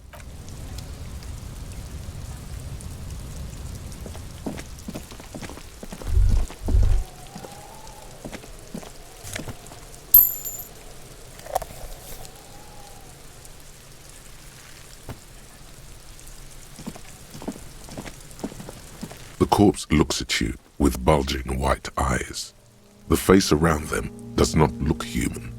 It's swollen and ready to burst. His lips are fish-like and his tongue like a ball gag in his mouth.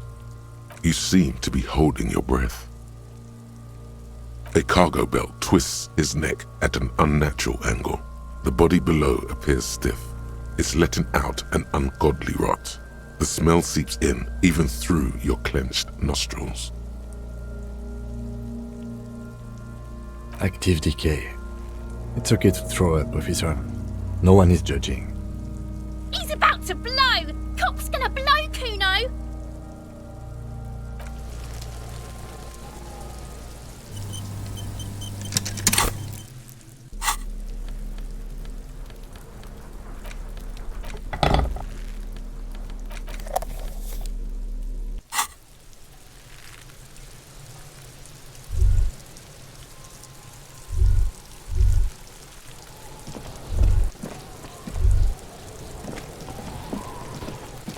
This trash container is locked.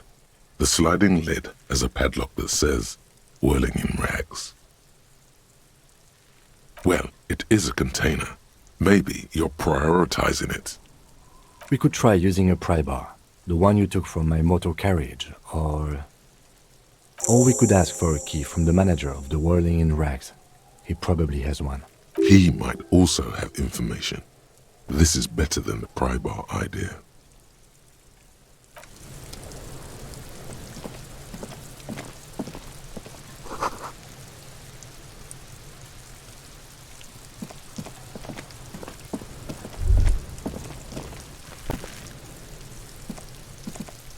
There he still is, looking.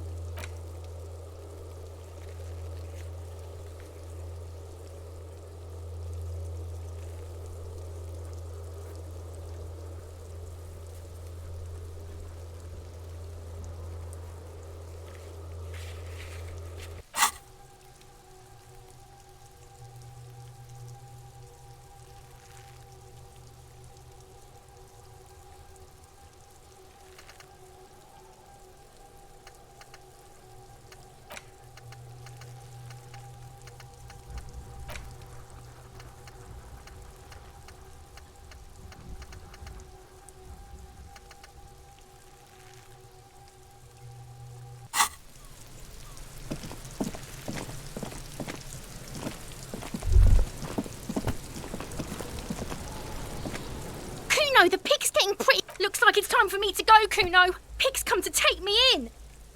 I'm going away for a long, long time, Kuno. Going away for... What's going on there? Fuck are you trying to pull, pig?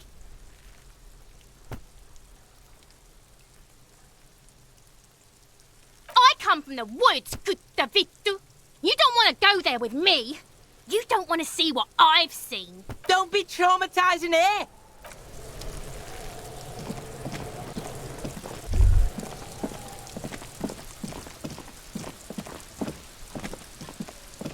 You see a set of tire tracks in the brown slush that covers the plaza mosaic.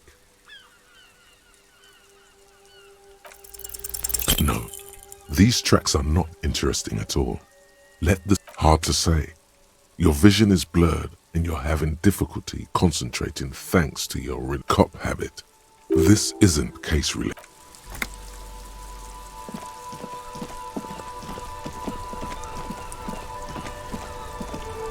It's raining again. It was clear just an hour ago. I'm a nighthawk. What can I say? There's a little meanness in that smile. Well, this might be the last snow we get. At least I hope so. Snow has nutrients in it. Helps everything green up in the spring. At least that's what my grandma always told me. Yes, think about the cute grandma, not the weird snow.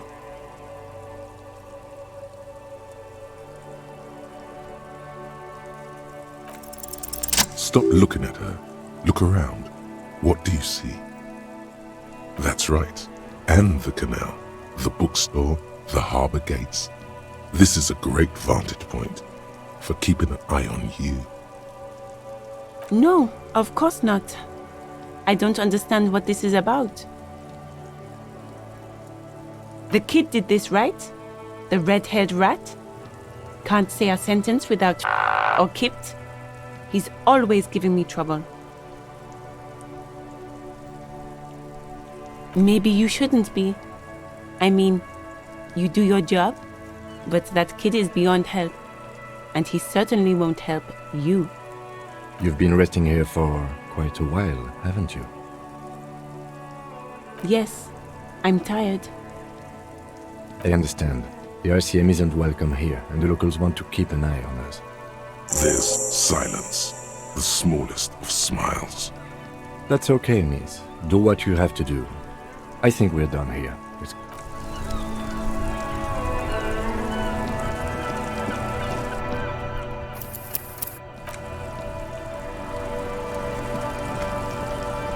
Inside, you see a set of steering levers, a radio microphone. This is Precinct 57. How may I... Of course. What is the number, officer? Yes, hold on. Her number is 005 1944 298.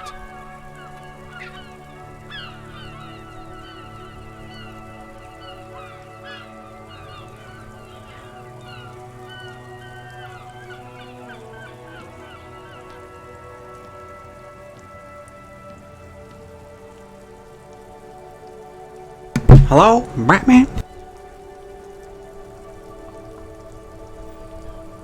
Received. Hold on, officer.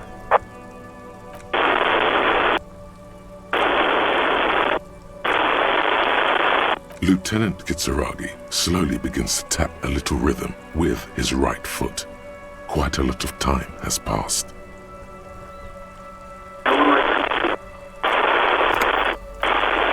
Officer, I have Sylvie Malaika on the line for you. Yes, hello?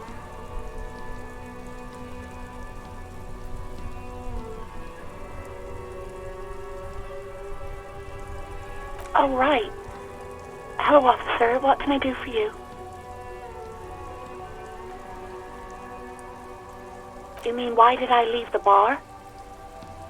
Honestly, I'm not really comfortable discussing it with you, sir. Why not?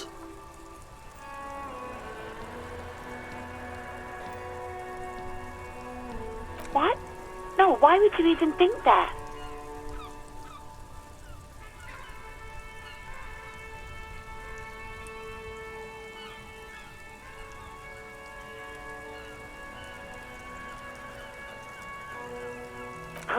don't bring Gar into this. It's none of your business. God, why can't you just mind your own business? She mutters. I already said I don't want to talk about this. You're messing everything up again. No, not me.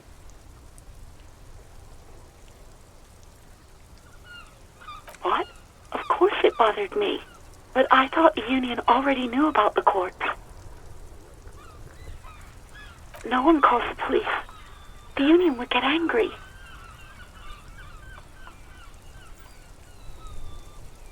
You know, what the Union says goes. People listen to them and they take care of their own, which is like everyone here.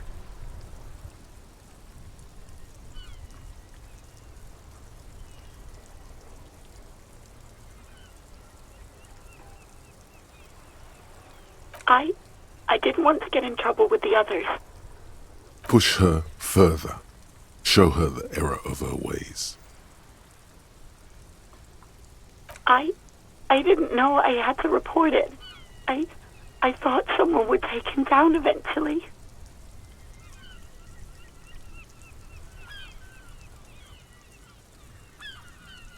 You can almost hear the girl getting smaller on the other end of the line until she almost drowns in static. No. I honestly don't know. It was someone else. We'll find them sooner or later, officer. It just might take a while. Okay.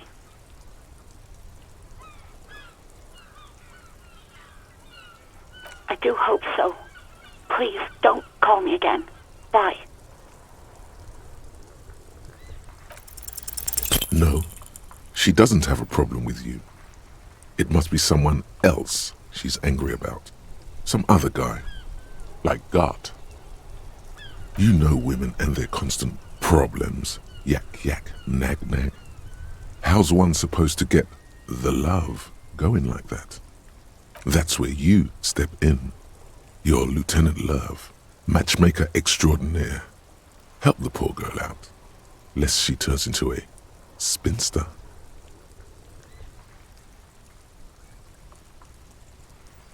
What misogyny? I'm just telling things the way they are. Can't a man be honest in his own head anymore? You have to act, Lieutenant Love. You have to calm that hysteric down. Tell it you've got everything under control. Then go and have a little boy's talk with God himself. Think you can do that, Lieutenant Love?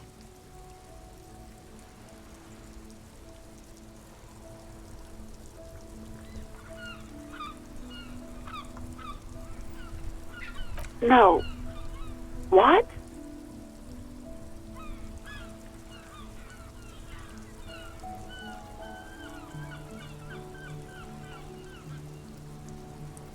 God, what is happening in your head? Oh God. Please, just stay out of my life. What? What is it? Call was dominated by the other party. Anything else, officer? It's on. The love quest is on. Too late, everyone. It's on. Take it to God now.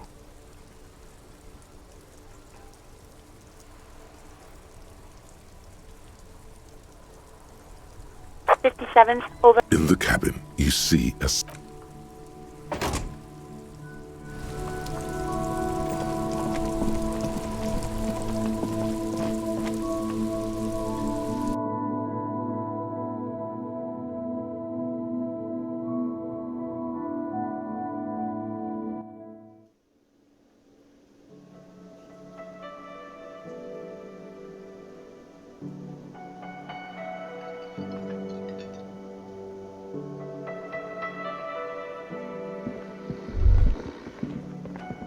That sugary black rum stain on the counter makes you teary-eyed with joy.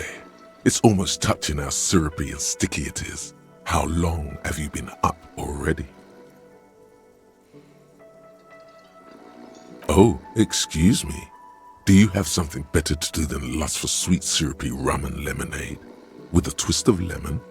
Maybe lime? maybe who cares? Just rum? Yeah, man, yeah. Your Mesolimbic reward pathway is going wild at the thought. Lick it, lick it, lick it, your receptors chant. Calmly, the lieutenant looks out of the window, then to you, licking the tasty rum stain off the counter, but only a little. Then out of the window. What are you doing?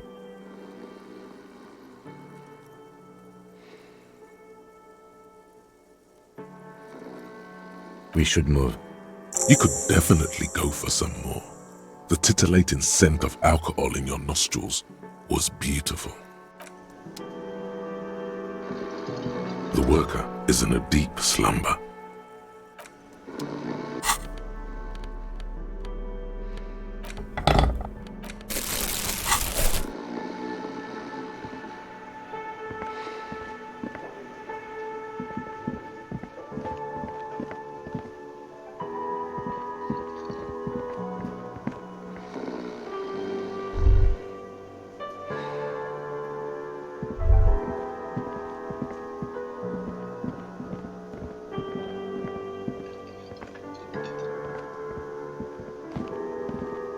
Can I help you?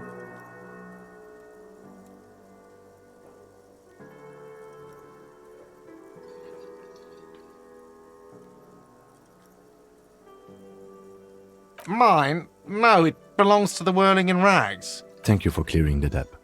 Why do you keep the container locked? Why? To keep the hobos and drunks out. That's why. And the neighbors too. They put their trash there and they don't pay for the garbage company. I thought as much. And are you the only party with access to the trash container? Well, yes. Us and the garbage disposal company.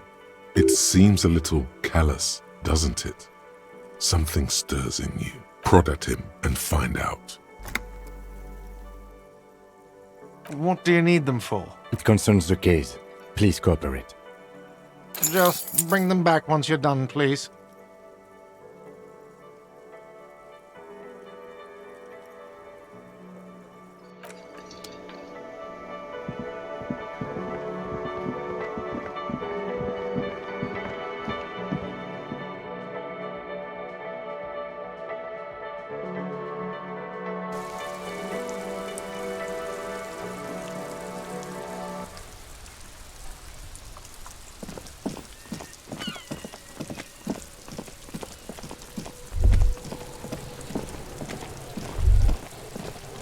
This trash container is locked.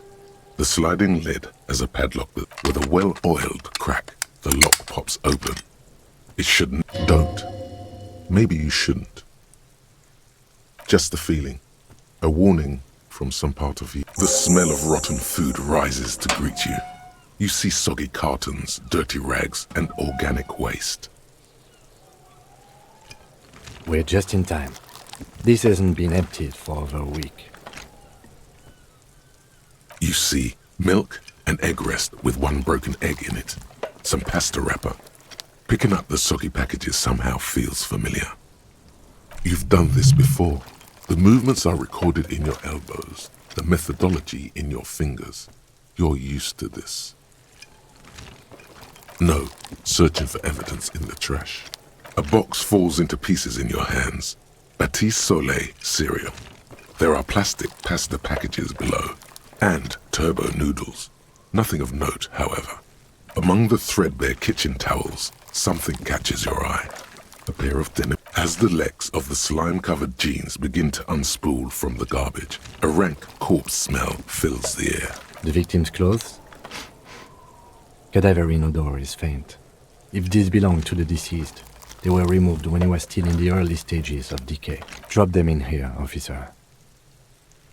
Guitar marked blue jeans. Pockets empty or emptied. He wore them with a belt, too. A white belt. The loops appear stretched, but the belt is missing. That's it. Do you see anything else in there? I have another bag here. Something slimy, a drab, long-sleeved shirt, olive-colored, appears from the food waste, dripping with pus. This is a military-type overgarment. No label or serial number. This is the kind of ribbed shirt that's worn over light armor to conceal it in an urban scenario. Anything more? The rest of the rags are just kitchen variety waste. A yellow old mug that catches your eye. But other than that... All right. We should go to Gart again and ask if he knows who put the clothes in the trash. It could be as simple as someone from the hostel cleaning the yard. Or that one. I'd advise against confronting that force.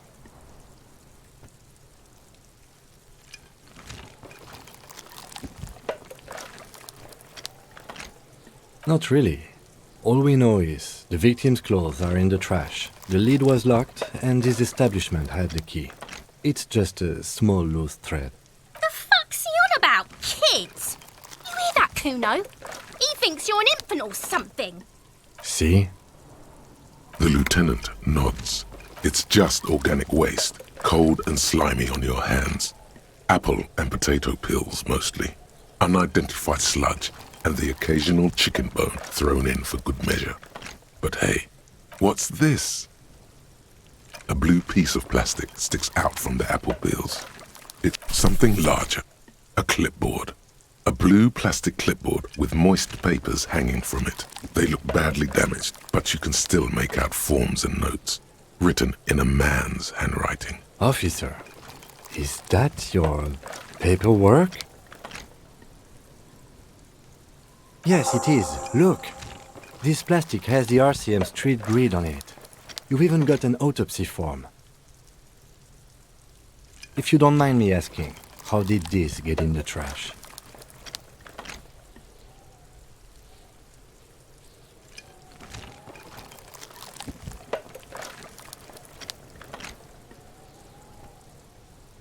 Boring. Try dangerous. You should do a thorough inventory of that. Be sure some has not fallen into the hands of the RCM's enemies, organized crime or worse. Official notes sometimes contain informants' names, even undercover operatives. It would also not hurt to start taking notes on the case. Now, tell me what your eagle eyes see. Or are we finished? Some items, such as the ledger you found, are interactable. Go to your inventory and select the Interact tab to read your paperwork. You pick out a broken mug with an oddly racist depiction of the yellow man frolicking in saffron. Only in its social sensibility. The container sounds a muffled gong. That's one thing off the list. Fuck does Kuno care? Pig, do you have any idea how fucking stupid that sounds? Kuno's cruising his bitch on the town, and the bitch comes back griefing to the Kuno. What is up with that?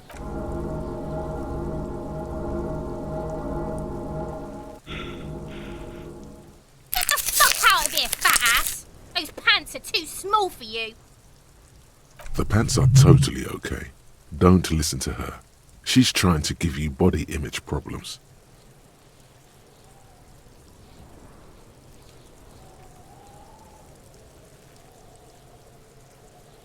Kuno doesn't fucking care.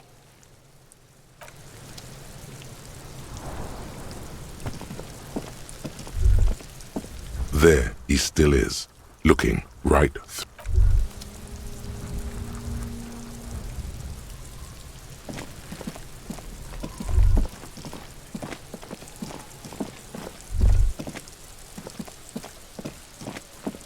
You see a set of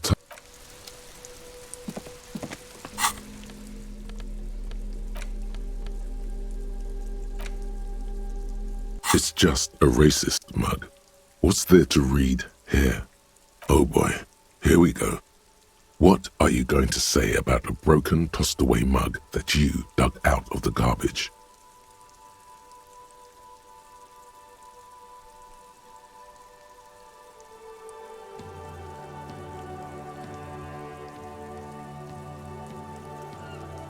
Understood.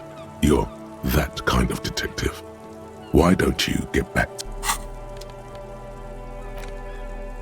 It's the ledger you found in the trash. A pitiful cabbage of white and yellow papers hanging from plastic board, barely held together by a metal clip. This sad display is made complete by the faint smell of urinal cleaner. There's a piece of toilet paper, or is it cleaning tissue? No, it's toilet paper, desperately sticking to the back of the blue plastic clipboard. It's a metaphor for you. Thank you, waterlogged ledger, for spelling it out for us. An aluminium block runs the width of the board, biting down on the paperwork. Its crocodile teeth are the only thing keeping the papers together. A regular pencil, the tip worn down to nothing, has been attached to the clip. The surface is interrupted by a silvery sticker. It's rectangular, sparkling with iridescence. You don't know how you didn't notice it before. Looks like an official mark, made to be low visibility outside the right circumstances. It is similar to the Elysium watermark on your blazer the lieutenant mentioned. Didn't he say something about the headlights of his motor carriage? That you can read these there? What? Yes, halogen watermark used for adding information to RCM property. It depends. Aside from an anti-counterfeiting stamp, mine has my station number and address. The information varies by date of issue. Maybe yours will have. Any capable light with the right wavelength will do. Yes, RCM vehicles have headlights tuned especially to reveal halogen watermarks. This means you can read the watermarks. Okay. While a bunch of sodden papers sag, it's just toilet paper sticking to the back of the plastic clipboard. You can take it off if you want. If you want it to be kitchen tissue, it's not though. It's toilet paper. Still wet, the toilet paper, kitchen tissue, peels off the plastic easily. All you have to do is shake it off your finger and voila, the ledger now looks marginally better. They're not exactly white. They're yellowed in patches by sunlight and alcohol and covered in dense blue handwriting. Ink escapes into watercolor patterns, reaching its tendrils across entire pages. The paper itself is checkered with faint red lines forming short paragraphs.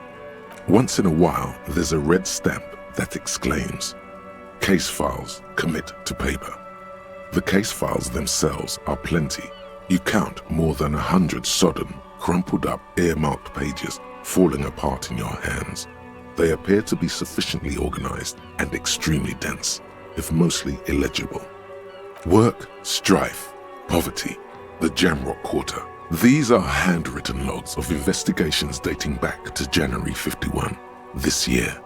The exact number is hard to estimate due to missing pages and an odd naming convention. But there are at least 20, maybe 30 cases undertaken, not completed, mind you. It's the middle of March. You have attempted 2 cases a week on average. What do you mean? Is that all?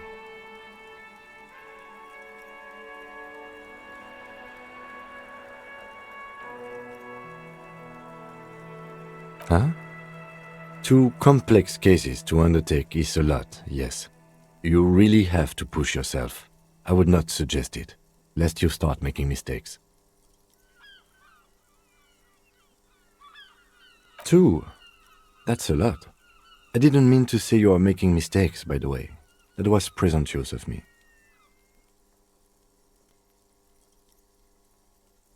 It's okay. We all make mistakes. Like a fan of gills, the checkered papers dry in your hand. The handwriting is extremely dense, if mostly illegible. The notebook is annual. It says 51 on what remains of its cover. A molten strap of cardboard. Everything prior to this must have belonged to a previous volume. In short, there was more. Yes, it appears you employ a, shall we say, robust yet literary system. Each investigation has its case number written on the margins. Yet, still more tellingly, most are accompanied by a name, a title, one might say even. One that draws inspiration from snoop fiction and Vespertine cop show staples. Yes, all caps. One is called The Next World Mural. Another, The Square Bullet Hole Murders. Another yet, The Unsolvable Case. Others appear more light-hearted. The guys on a couch in an unexpected location, and The Murder at the Hookah Parlor. Even the rare article-free Collapsing Tenement. Murder features prominently throughout. It's going to take an effort to piece these case files together, but it can be done. Once you're done inspecting them up close. You mean the alphanumeric? Officer, precinct, time of arrival at the scene? Oh, you mean the titular? Yes, well, so do I. In our defense, almost everyone in the RCM does. It's a holdover from the early days of the RCM, right after the revolution, when the organization had little idea how to do things. It persists in an unofficial capacity. Officers use these titles to refer to their work among themselves. Again, in your defense, I seem to have named one the man with the hole in his head. That was a real person. His death was real. Still, I named it that, to amuse myself. I pray his loved ones never find out.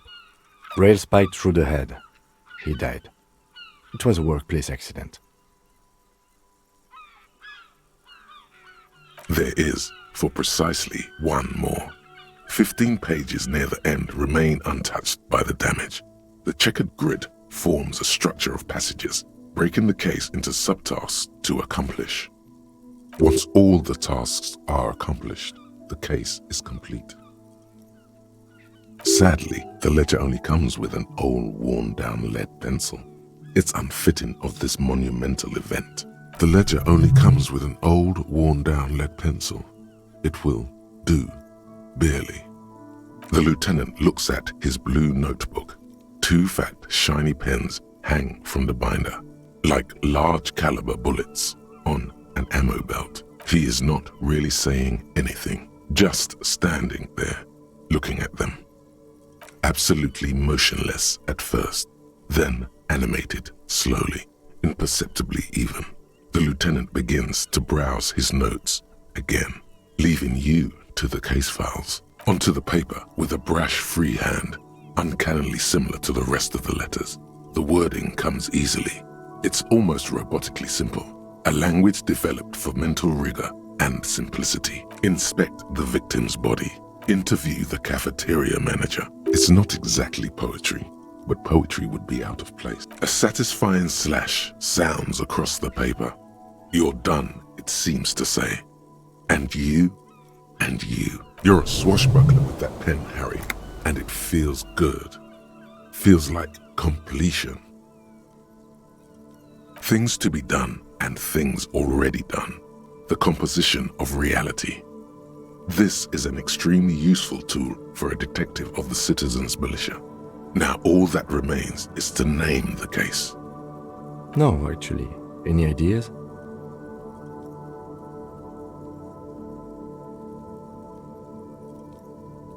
Great. That's great. That's actually what I was thinking too. The Hanged Man. Good, strong name.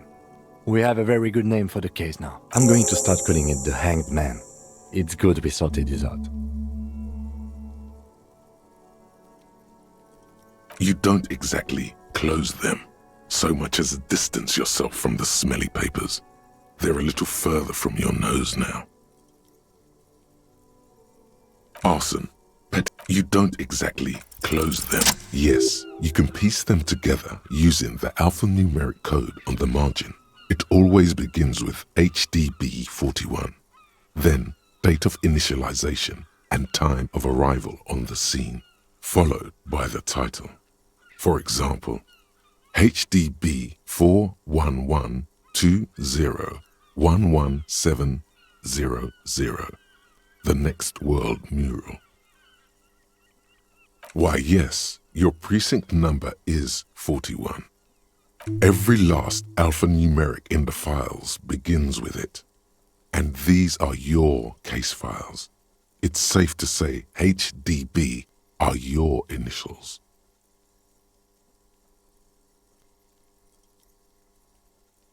Feeling isn't really the jurisdiction we're in right now. It takes about half an hour to piece one together using the system you've devised.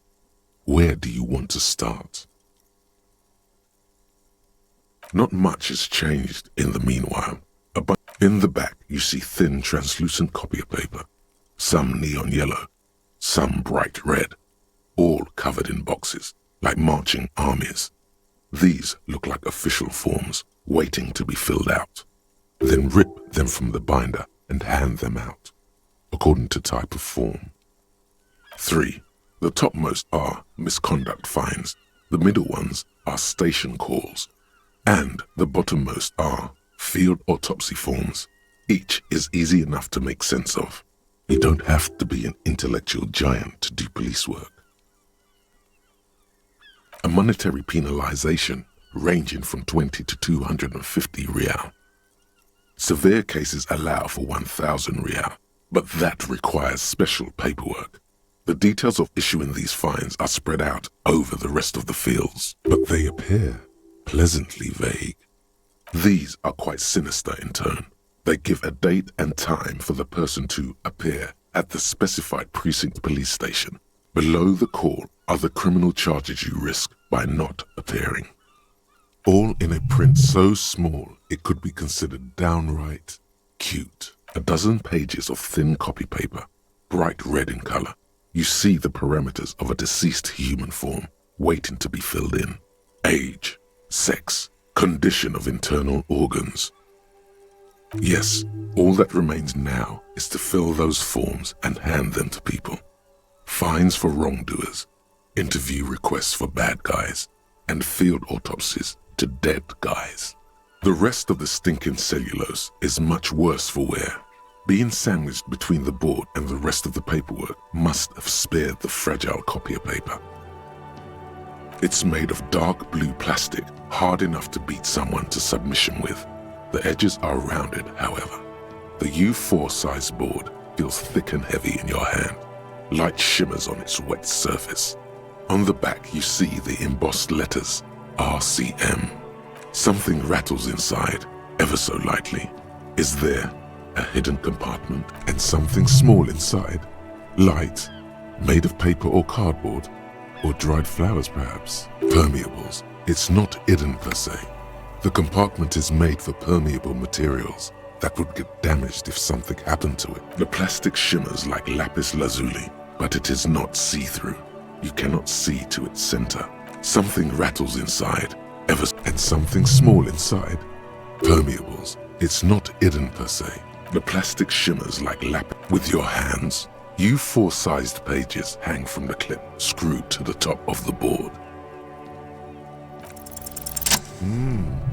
The two sides of the board appear slightly misaligned, like a drawer that's come off its slides. If you bend the plastic on your knee slowly, the slides snap back into place. It should be possible to just,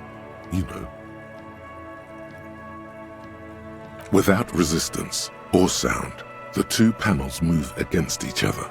The compartment is now open. 2 ticket stubs and a handmade postcard. 2 octopuses are smiling, reaching their tentacles toward each other in the colored pencil drawings. The tickets permit access to the zoo in Revachol East. The aquarium costs extra. These let you go there too. Thin wax paper has been glued to a piece of cardboard. Sounds like leaves rustling when you pick it up. You see violet flowers, floral patterns, patches of glue. It smells of chewing gum, apricot flavored, a touch of cinnamon, the end of summer. You think the label says tutti frutti. Familiar handwriting lines the inside of the card. Looped, round letters in a woman's hand. A young woman in her 20s. There is care, effort, and a smile, you think. Although that is not something you can read from someone's handwriting. Harry, it begins. You're already reading. I wanted to write you a letter so you can read it when you wake up. Maybe it will make you happy. Your hand shakes holding the card. Every morning when I step out and you're asleep behind me, it says, I find a little piece of sadness in me. I carry it in my chest, down Voyager Road. Every step I take, it grows. By the time I reach the fuel station, it has filled me entirely. I step onto the light rail and look back. Sparks fall from the bow collector. I know it will be like this until late afternoon, when I get off the 42 and walk back to you. You. Every step I take will get lighter. It almost makes me run. Sometimes I do. I can't believe I met you. I can't believe the happiness I feel with you. You have a vast, vast soul, and I will always, always, always come back to it. Kisses, kisses, kisses. You feel the air sucked out of your lungs and the blood sucked out of your head. Everything around you gets dark. Small white dots appear. Sparks fall like snow from the bow collector. A streetcar distancing. You feel the ledger slip from your hand.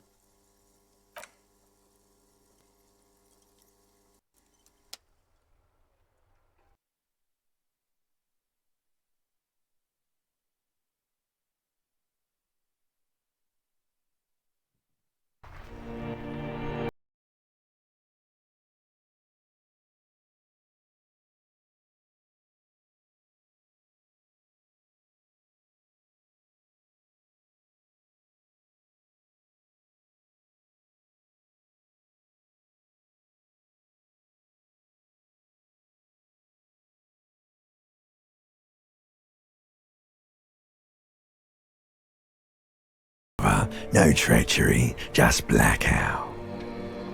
Well, almost nothing. There is the ground below you, that's still there. And the small light that's on, fluttering, somewhere in the basal ganglia. That's me. Blue eyes, that's me. Who was what? He speaks of the sickening longing, the unwell emotion. Even in the darkness, he's grasping for it. Still trying to hold on to the great sorrows slipping in the water. Slimy. Here in the paleo-mammalian cortex, we call it the shadow. Because it's always there. Tell him. Ah, yes. In the old factory system, they call it the apricot chewing gum scented one.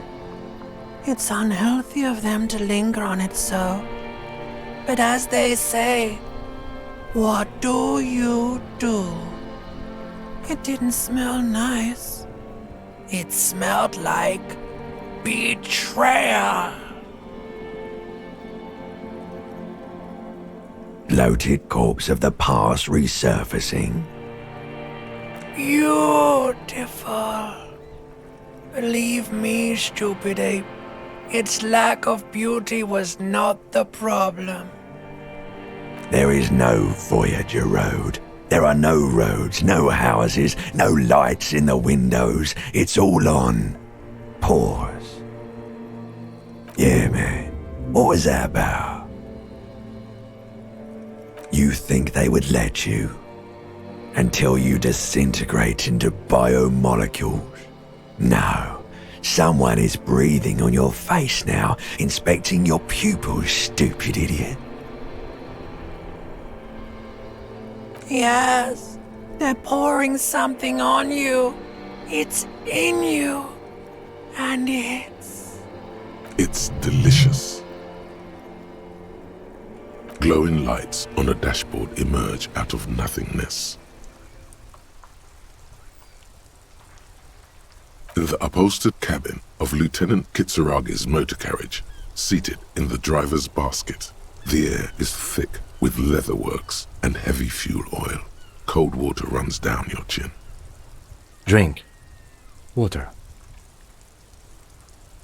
The water is cold, silvery, the stuff of life itself as it pours down your parched throat.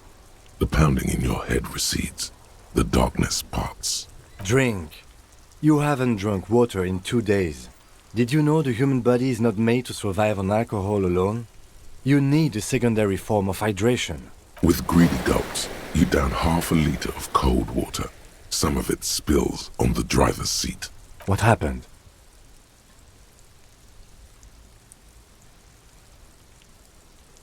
You were reading your paperwork. Then you passed out. I carried you to my kinema to take you to a hospital. Then you came to. 10 minutes, maybe.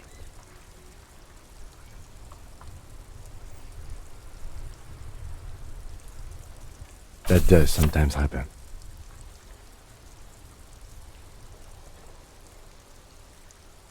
He replies with such understanding, it's as if the burnt-out ruins of the past were an occupational hazard. Athlete's foot for cops. You dropped these. Are you okay to proceed? Good. The Ledger of Failure and Hatred is a special item that can be used both as an interactable and a tool equipped in your held slot for skill bonuses. Find it under the Tools tab in your inventory.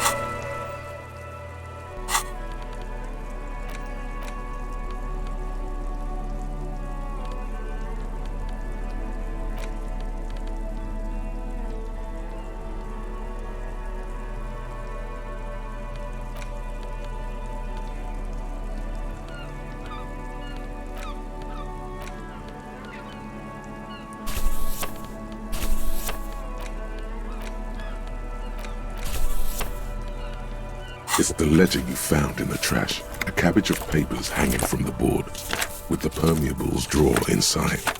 It's barely held together by a clip, then made complete by the faint smell of urinal cleaner. Arson, petty theft, spousal abuse. You don't exactly close them. It takes about half an hour to piece one to. Not much has changed in the meanwhile. An aluminium block runs a bunch of sodden paper. It's made of dark blue plastic. With your hands, you force up without resistance or sound. The two panels move against each other. The compartment, it's slightly. The acidic stench of rotting food is rubbed off on the cellulose. It now forms the base of the experience. You know, like the bits they put into public piss bowls, probably called Fermi Discrete or Axle or something. At some point in its journey, the ledger has seen the inside of a public toilet. Remember when I said the smell of the upstairs bathroom was so rank they should have sent a poet to describe it? Why, yes it is, among many other things. This cleaning tablet is used by the whirling in rags. Perhaps that's where the ledger was dropped in the toilet. It's made of dark blue with your hands, and aluminium, a bunch of sodden paper. It takes about half an hour to piece one together. Not much has changed in the meanwhile. Thin, see-through copy of paper. A monetary penalization, but they appear. These all in a print, a dozen pages. The rest of the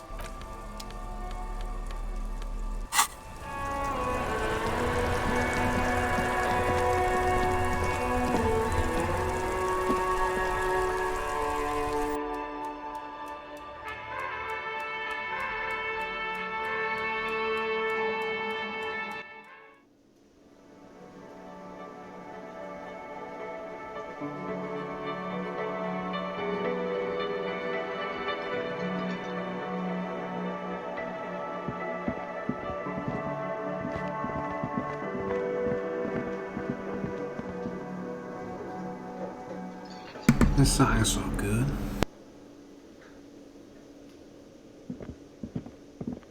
Can I help you? Thanks. I hope you found what you were looking for. How strange. I certainly didn't put them there. I think fugue states are more your forte, officer.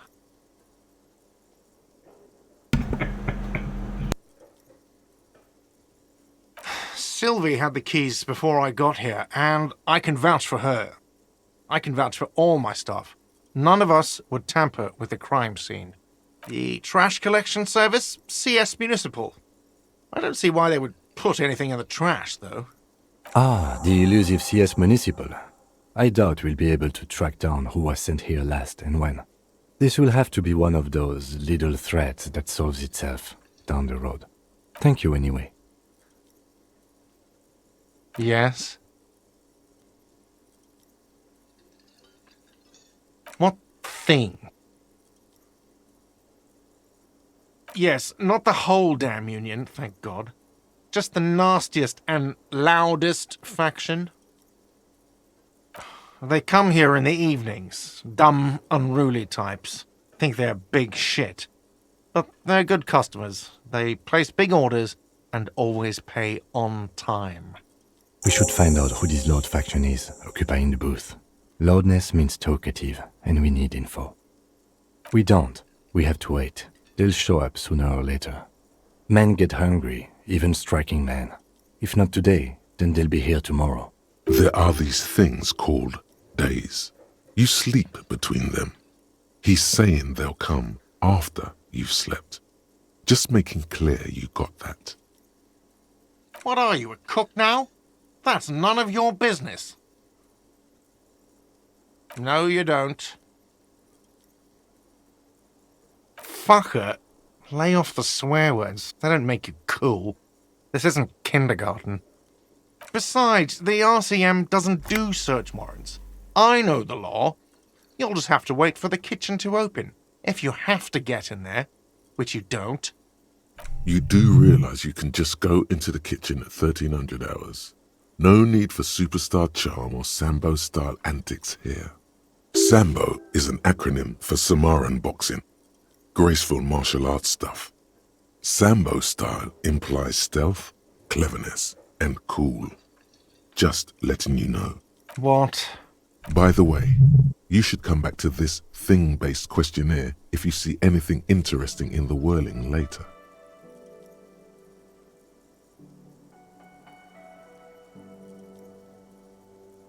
God. Oh, but he should be. Lay it on him.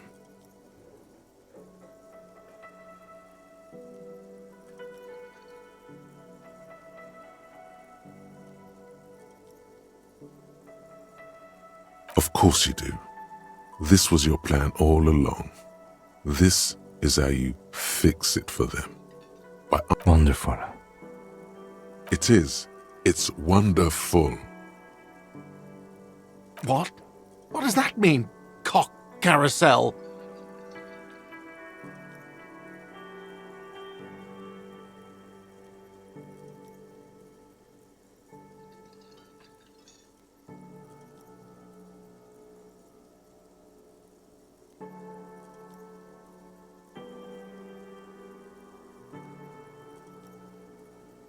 Huh? Yeah. This feels right. It feels wise. Good setup. God, does it mean you talked to her? What else did she say about me? What else do you need?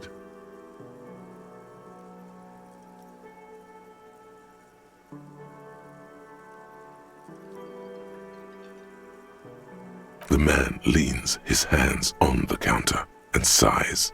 His head drops between the shoulders, heavy and defeated. She broke the bird, you know. The great skewer.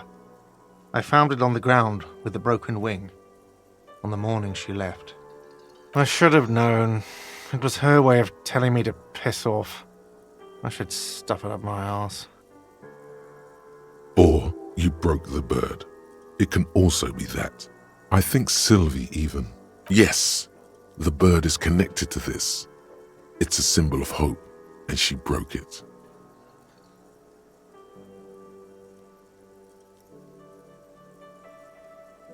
No, it was her. She's off to ride that carousel you told me about. Cock carousel. I understand now. They ride the cock carousel until the clock runs out. Here, have the rest. Now, let me have a drink and think about this shit for a moment. On my own. And there we have it. Isn't that beautiful? Another situation fixed by Dr. Love.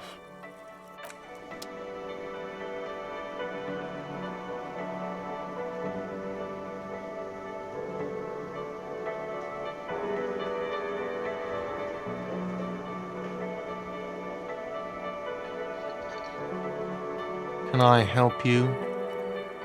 Yes, have you got it?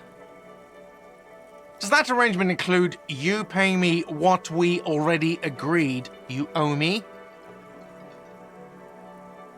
I understand your predicament as the manager. However, I feel I must remind you that we are here to conduct an important investigation that also affects your business. Forgive me for saying this, but your colleague seems more committed to drinking, and I mean no offense. It's really nothing personal. I just have to protect the interests of this establishment.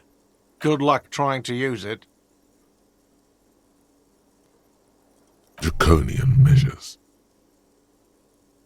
All the locks have an electronic component. They have to be unlocked down here with a master key before your guest key will open the lock. Not until you bring me the money. Okay, I might have something in my motor carriage we can use when you're done here. Oh, Lieutenant, we're done here.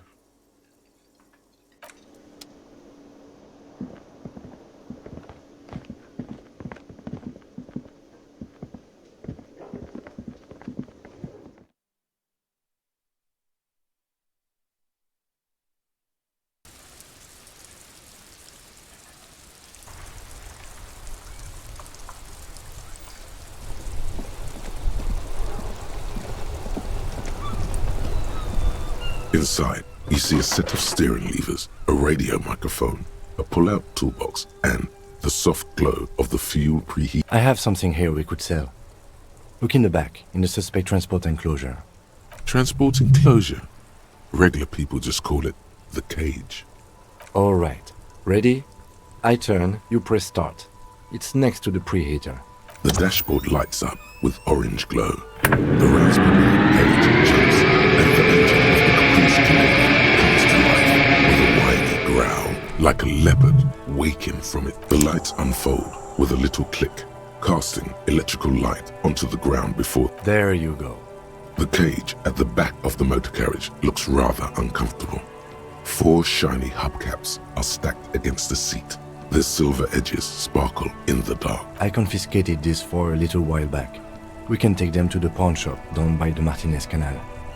There are spinner hubcaps, frivolous things you put on your wheels. When the wheels come to a stop, the caps keep on spinning. There's no real use for them, it's just for vanity. Honestly, that sounds like an amazing physics demonstration.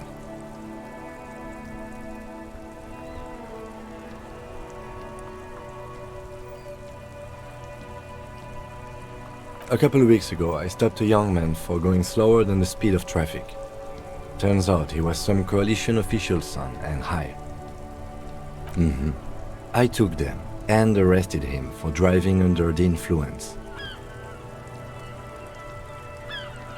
That they are. I was going to take them into evidence, but they weren't necessary for conviction.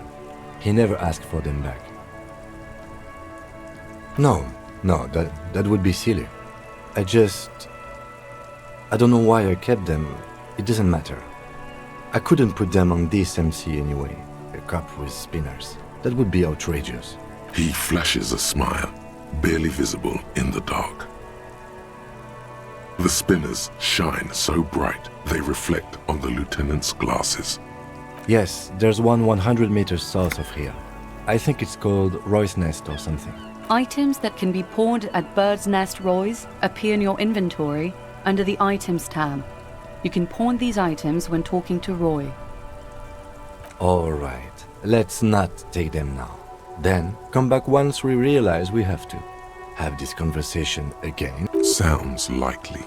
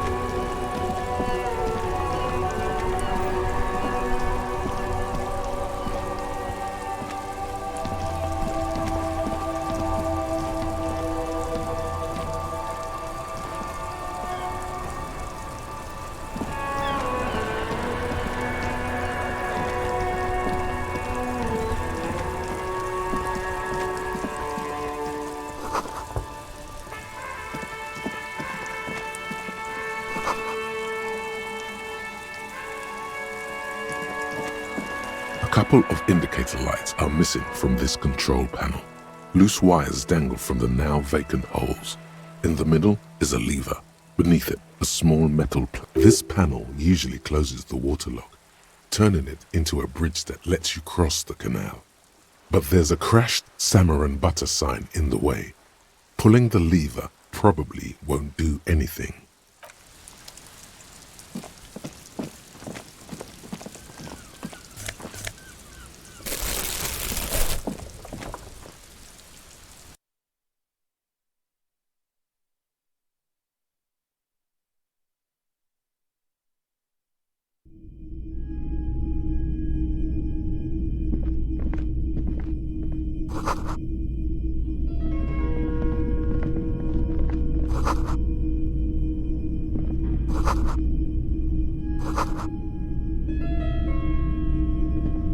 You see rows of toy soldiers guarding the rest of the trinkets displayed on the table. Some on horseback, others in rags, others yet in bright blue uniforms. All are stern and unyielding in their duty. Big men on big horses, clad in lamella armor and carrying flintlocks, the kind that would mow down a line of enemy soldiers in the blink of an eye. I used to be very serious about my Franco-Nigerian knight. They're not all blue. These figurines also wear gold coats and caps, complemented by orange trousers. They are variously posed, wielding swords and rifles with bayonets. This is what the loyalists looked like, yes, at first. Then they wised up and got camouflage. Which ones? Ah, those. Yes, they are. I find the paint job a bit gaudy, but children like the bright colours indiscriminately.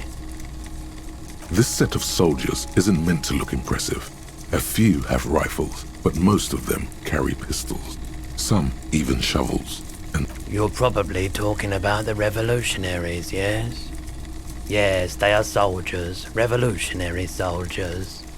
I think their poverty has been exaggerated for effect. When you place them next to the royalists, it doesn't seem like they could possibly win.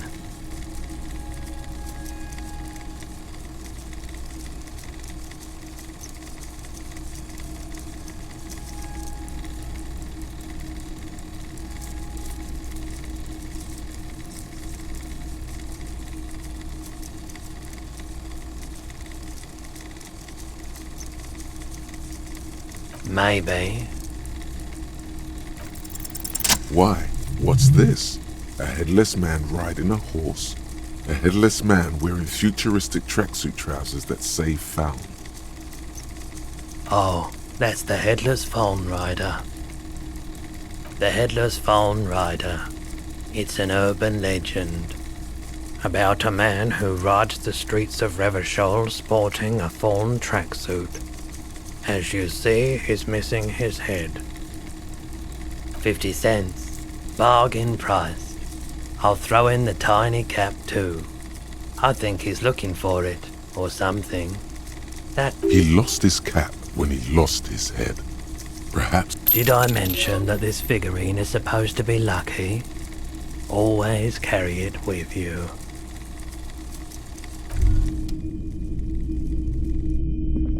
The boomboxes on the shelf look well-loved and well-travelled.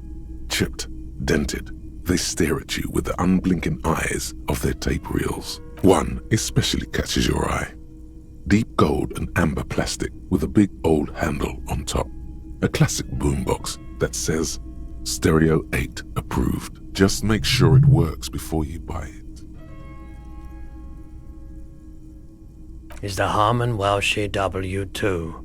Made in Vespa, designed in Seoul, plays all reel-to-reel formats, 2mm, 8mm, 12mm. It's even got a little radio in there. It'll set you back 12 real. If police work means playing tapes, sure, you can use it for that, or any other time you'd need to play a tape. Absolutely.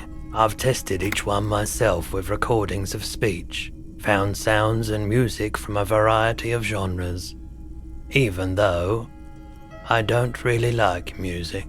That's odd. Why doesn't he like music? The stuff I record myself, silverware shaking in drawers as motor cars race by, nocturnal animals climbing on the roof, airship rotors, that kind of thing. Maybe you should ditch music as well. Get into these more experimental sounds he's describing. Hey, psst. Yes, you. Word on the street is you're ready to start building communism again. Yes, you're ready to start building communism again. You've built it before. They've built it before. Hasn't really worked out yet, but neither has love.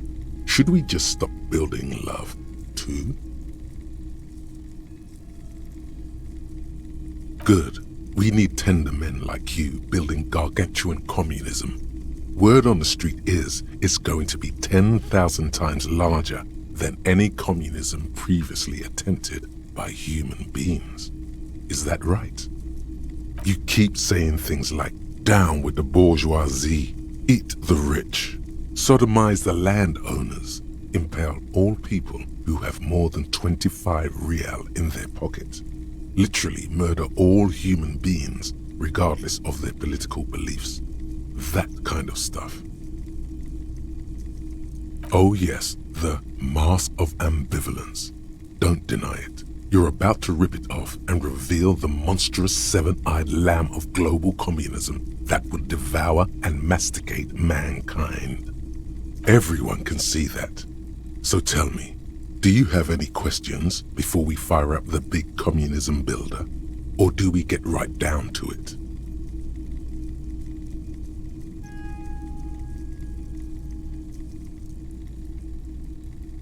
Failure. It's about failure. Yes, abject failure. Total, irreversible defeat on all fronts. Absolutely vanquished, beaten, curb-stomped and pissed on. Until you came along. You will reverse the fortune of the workers of the world. You alone, against every living thing, against every human alive. 800 trillion real in the hands of an impossibly well-organized ruling class. Towering city blocks of bankmen who have the ears of prime ministers. Million-headed armies of nations and the love of your own mother. You against the atom, the charm and the spin, where the whole world failed. Matter failed to bend to human will. Human will failed to get out of bed and tie its laces. You alone, single-handedly, will rebuild the dreams of the working class. You are the last communist. Now get to work, comrade.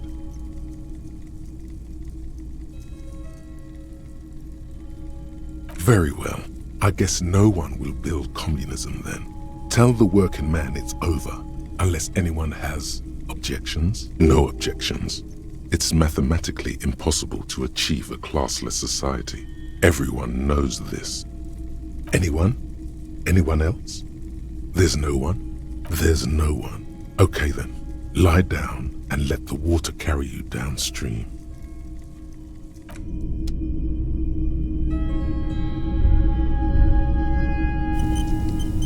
A typical Martinez streetlight sits among assorted floor and table lamps. The light pole has been carefully cut and the wiring has been redone and attached to a standard indoor plug. This would make quite a statement in your living room. Yes, officer. As you see, it's in perfect working order. His manner is casual, but his speech is careful, measured. He wants you to know that he has nothing to hide. It was brought to me to be altered. We are not here to investigate the theft of city property. You have to admit it's rather clever what he's done with it. 700 real. A bargain, I dare say.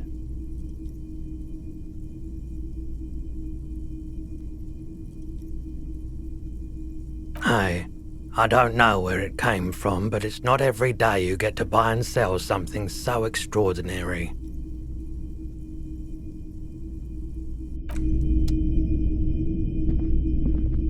Wow, a very large red t-shirt with an impressive print stands out from the other garb. Oh yeah, the print depicts a muscled man striding toward you, a giant sword in each hand, encircled by burning embers. Behind him is a cluster of cabins engulfed in flames. Beneath him are the words, Hjelmdal burning. The antlers on the hood of the man's cloak and his piercing blue eyes are familiar. Smells like worn cotton and a little old sweat there. Worn cotton with a side of flea market or trash bin. Sniffing is okay, but please don't try anything on. Can't have you leaving your photon emissions in the fabric of things you're not going to buy. It's the man from Hjelmdal. Walking away from his burning village, yes. Huh? Oh, I see. That's tough, man. I feel the same way sometimes. The man from Hjelmdal is the hero of a series of popular books based on a fictional version of Kotla. In fact, most people don't think that man from Hjelmdal ever really existed, but they are wrong. Hjelmdal isn't a real place. Neither is the man a real man, of course, but both the man and Hjelmdal are an ontological necessity. But hey, It's not worth getting into an argument about. Wow. What? I mean, even if the man from Hjelmdal didn't exist before the adventure novels, the stories have made it so that he has. It's simple, really. Okay. You sound skeptical. It's not that complicated. All that's required is a more robust understanding of cause and effect. Besides, I've been to Kotla, though not quite as far north as the Hjelmdal, and watched northern lights travel across the sky. Very unique, energetic tides there. It's for the best, because Hjelmdal is not a real place, and thus he could not have gone there. His theory isn't exactly incoherent, but its logic does suggest some unusual neural activity. Interesting. 2 real. That's dirt cheap. But why?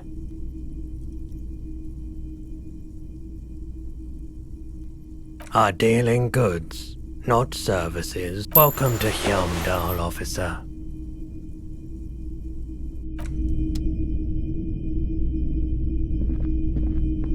If you don't mind, please put the flashlight away. Photonic sensitivity is not generally acknowledged by the medical establishment.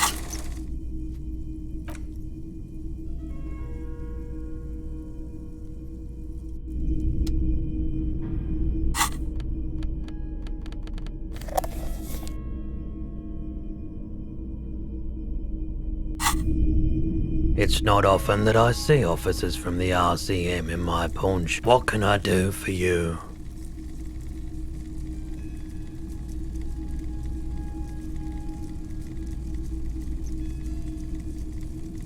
I haven't had any problems myself, though some of my customers have complained about inconsistent law enforcement. Who are your customers usually? All kinds of people come through here. Locals, travelers, people looking for a deal, people looking for a keepsake, people who are terminally bored. As you can see, I have a wide selection of goods for everyone to choose from.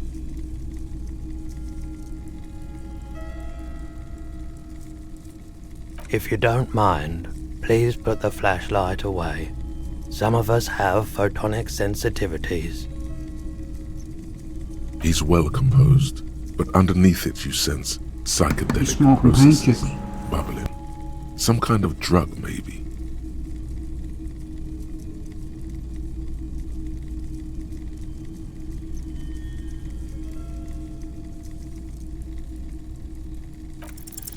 Feeling warm and enthralled by the movement of light, while the mind continues to race forward. Lucky bastard, he's probably on Parolidon. It's tough to come by on the street. A drug developed by the military to treat and prevent radiation sickness. It has psychedelic side effects, and it makes your eyes turn yellow. Why on earth? These are prescription. I can't really see without them.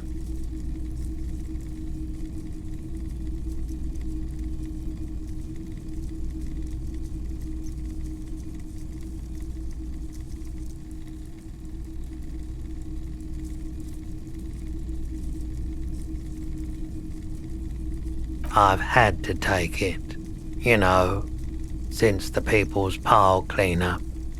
I was with the Emergency Relief Brigade.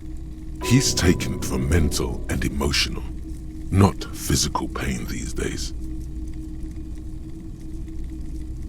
A bad idea. Some poor leftist built a particle decay generator in hopes of bringing affordable electricity to underserved communities. It malfunctioned. Radioactive waste everywhere. Probably some of it in you too. The People's Pile was a Type U particle decay generator that failed immediately after entering service, releasing radioactive waste into River Esperance. A primitive nuclear reactor, also called a pile. Construction began during the Commune of Revachol. The people continued work on it after the Commune fell. They wanted a cheap source of energy for Revachol West. Needless to say, things didn't work out. An emergency valve defect resulted in steam pressure blowing the turbine, taking the fuel containment vessel up in the explosion. Both the faulty design and lack of finances contributed to the catastrophe. We were an all-volunteer force, self-organized, tried to help the fire brigades contain the spill.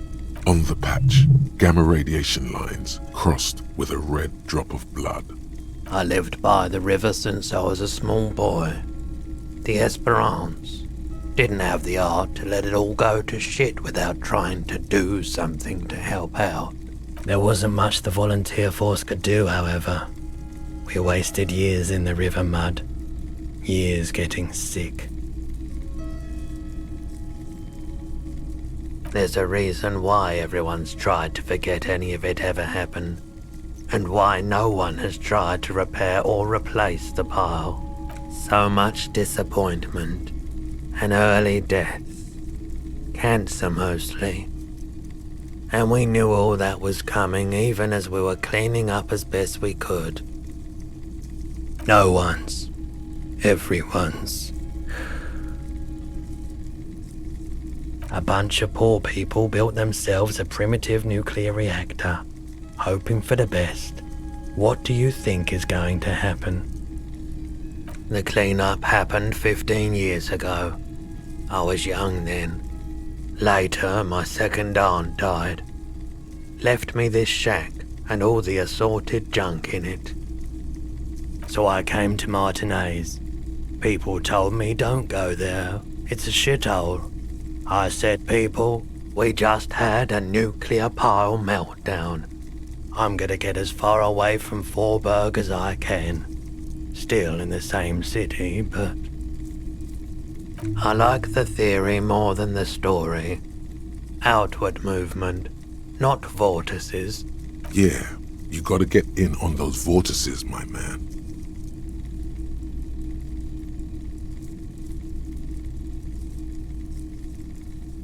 I doubt it, but I can try and answer any questions you may have. I do my best to keep my distance from all manner of butchery. Bad for business, bad for everyone. He doesn't know anything. The pawnbroker's gaze is already fixed on the dancing colors. You said you'd done it before, yeah? The lieutenant steps away, pretending to admire some of the nick. He won't be your nog, but he won't be thrilled about this either.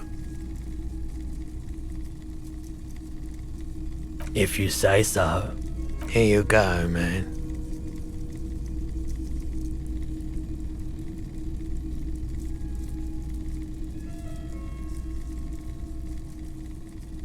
I respect your decision, officer. What else can I... Let me have a look. Anything else you're thinking of selling?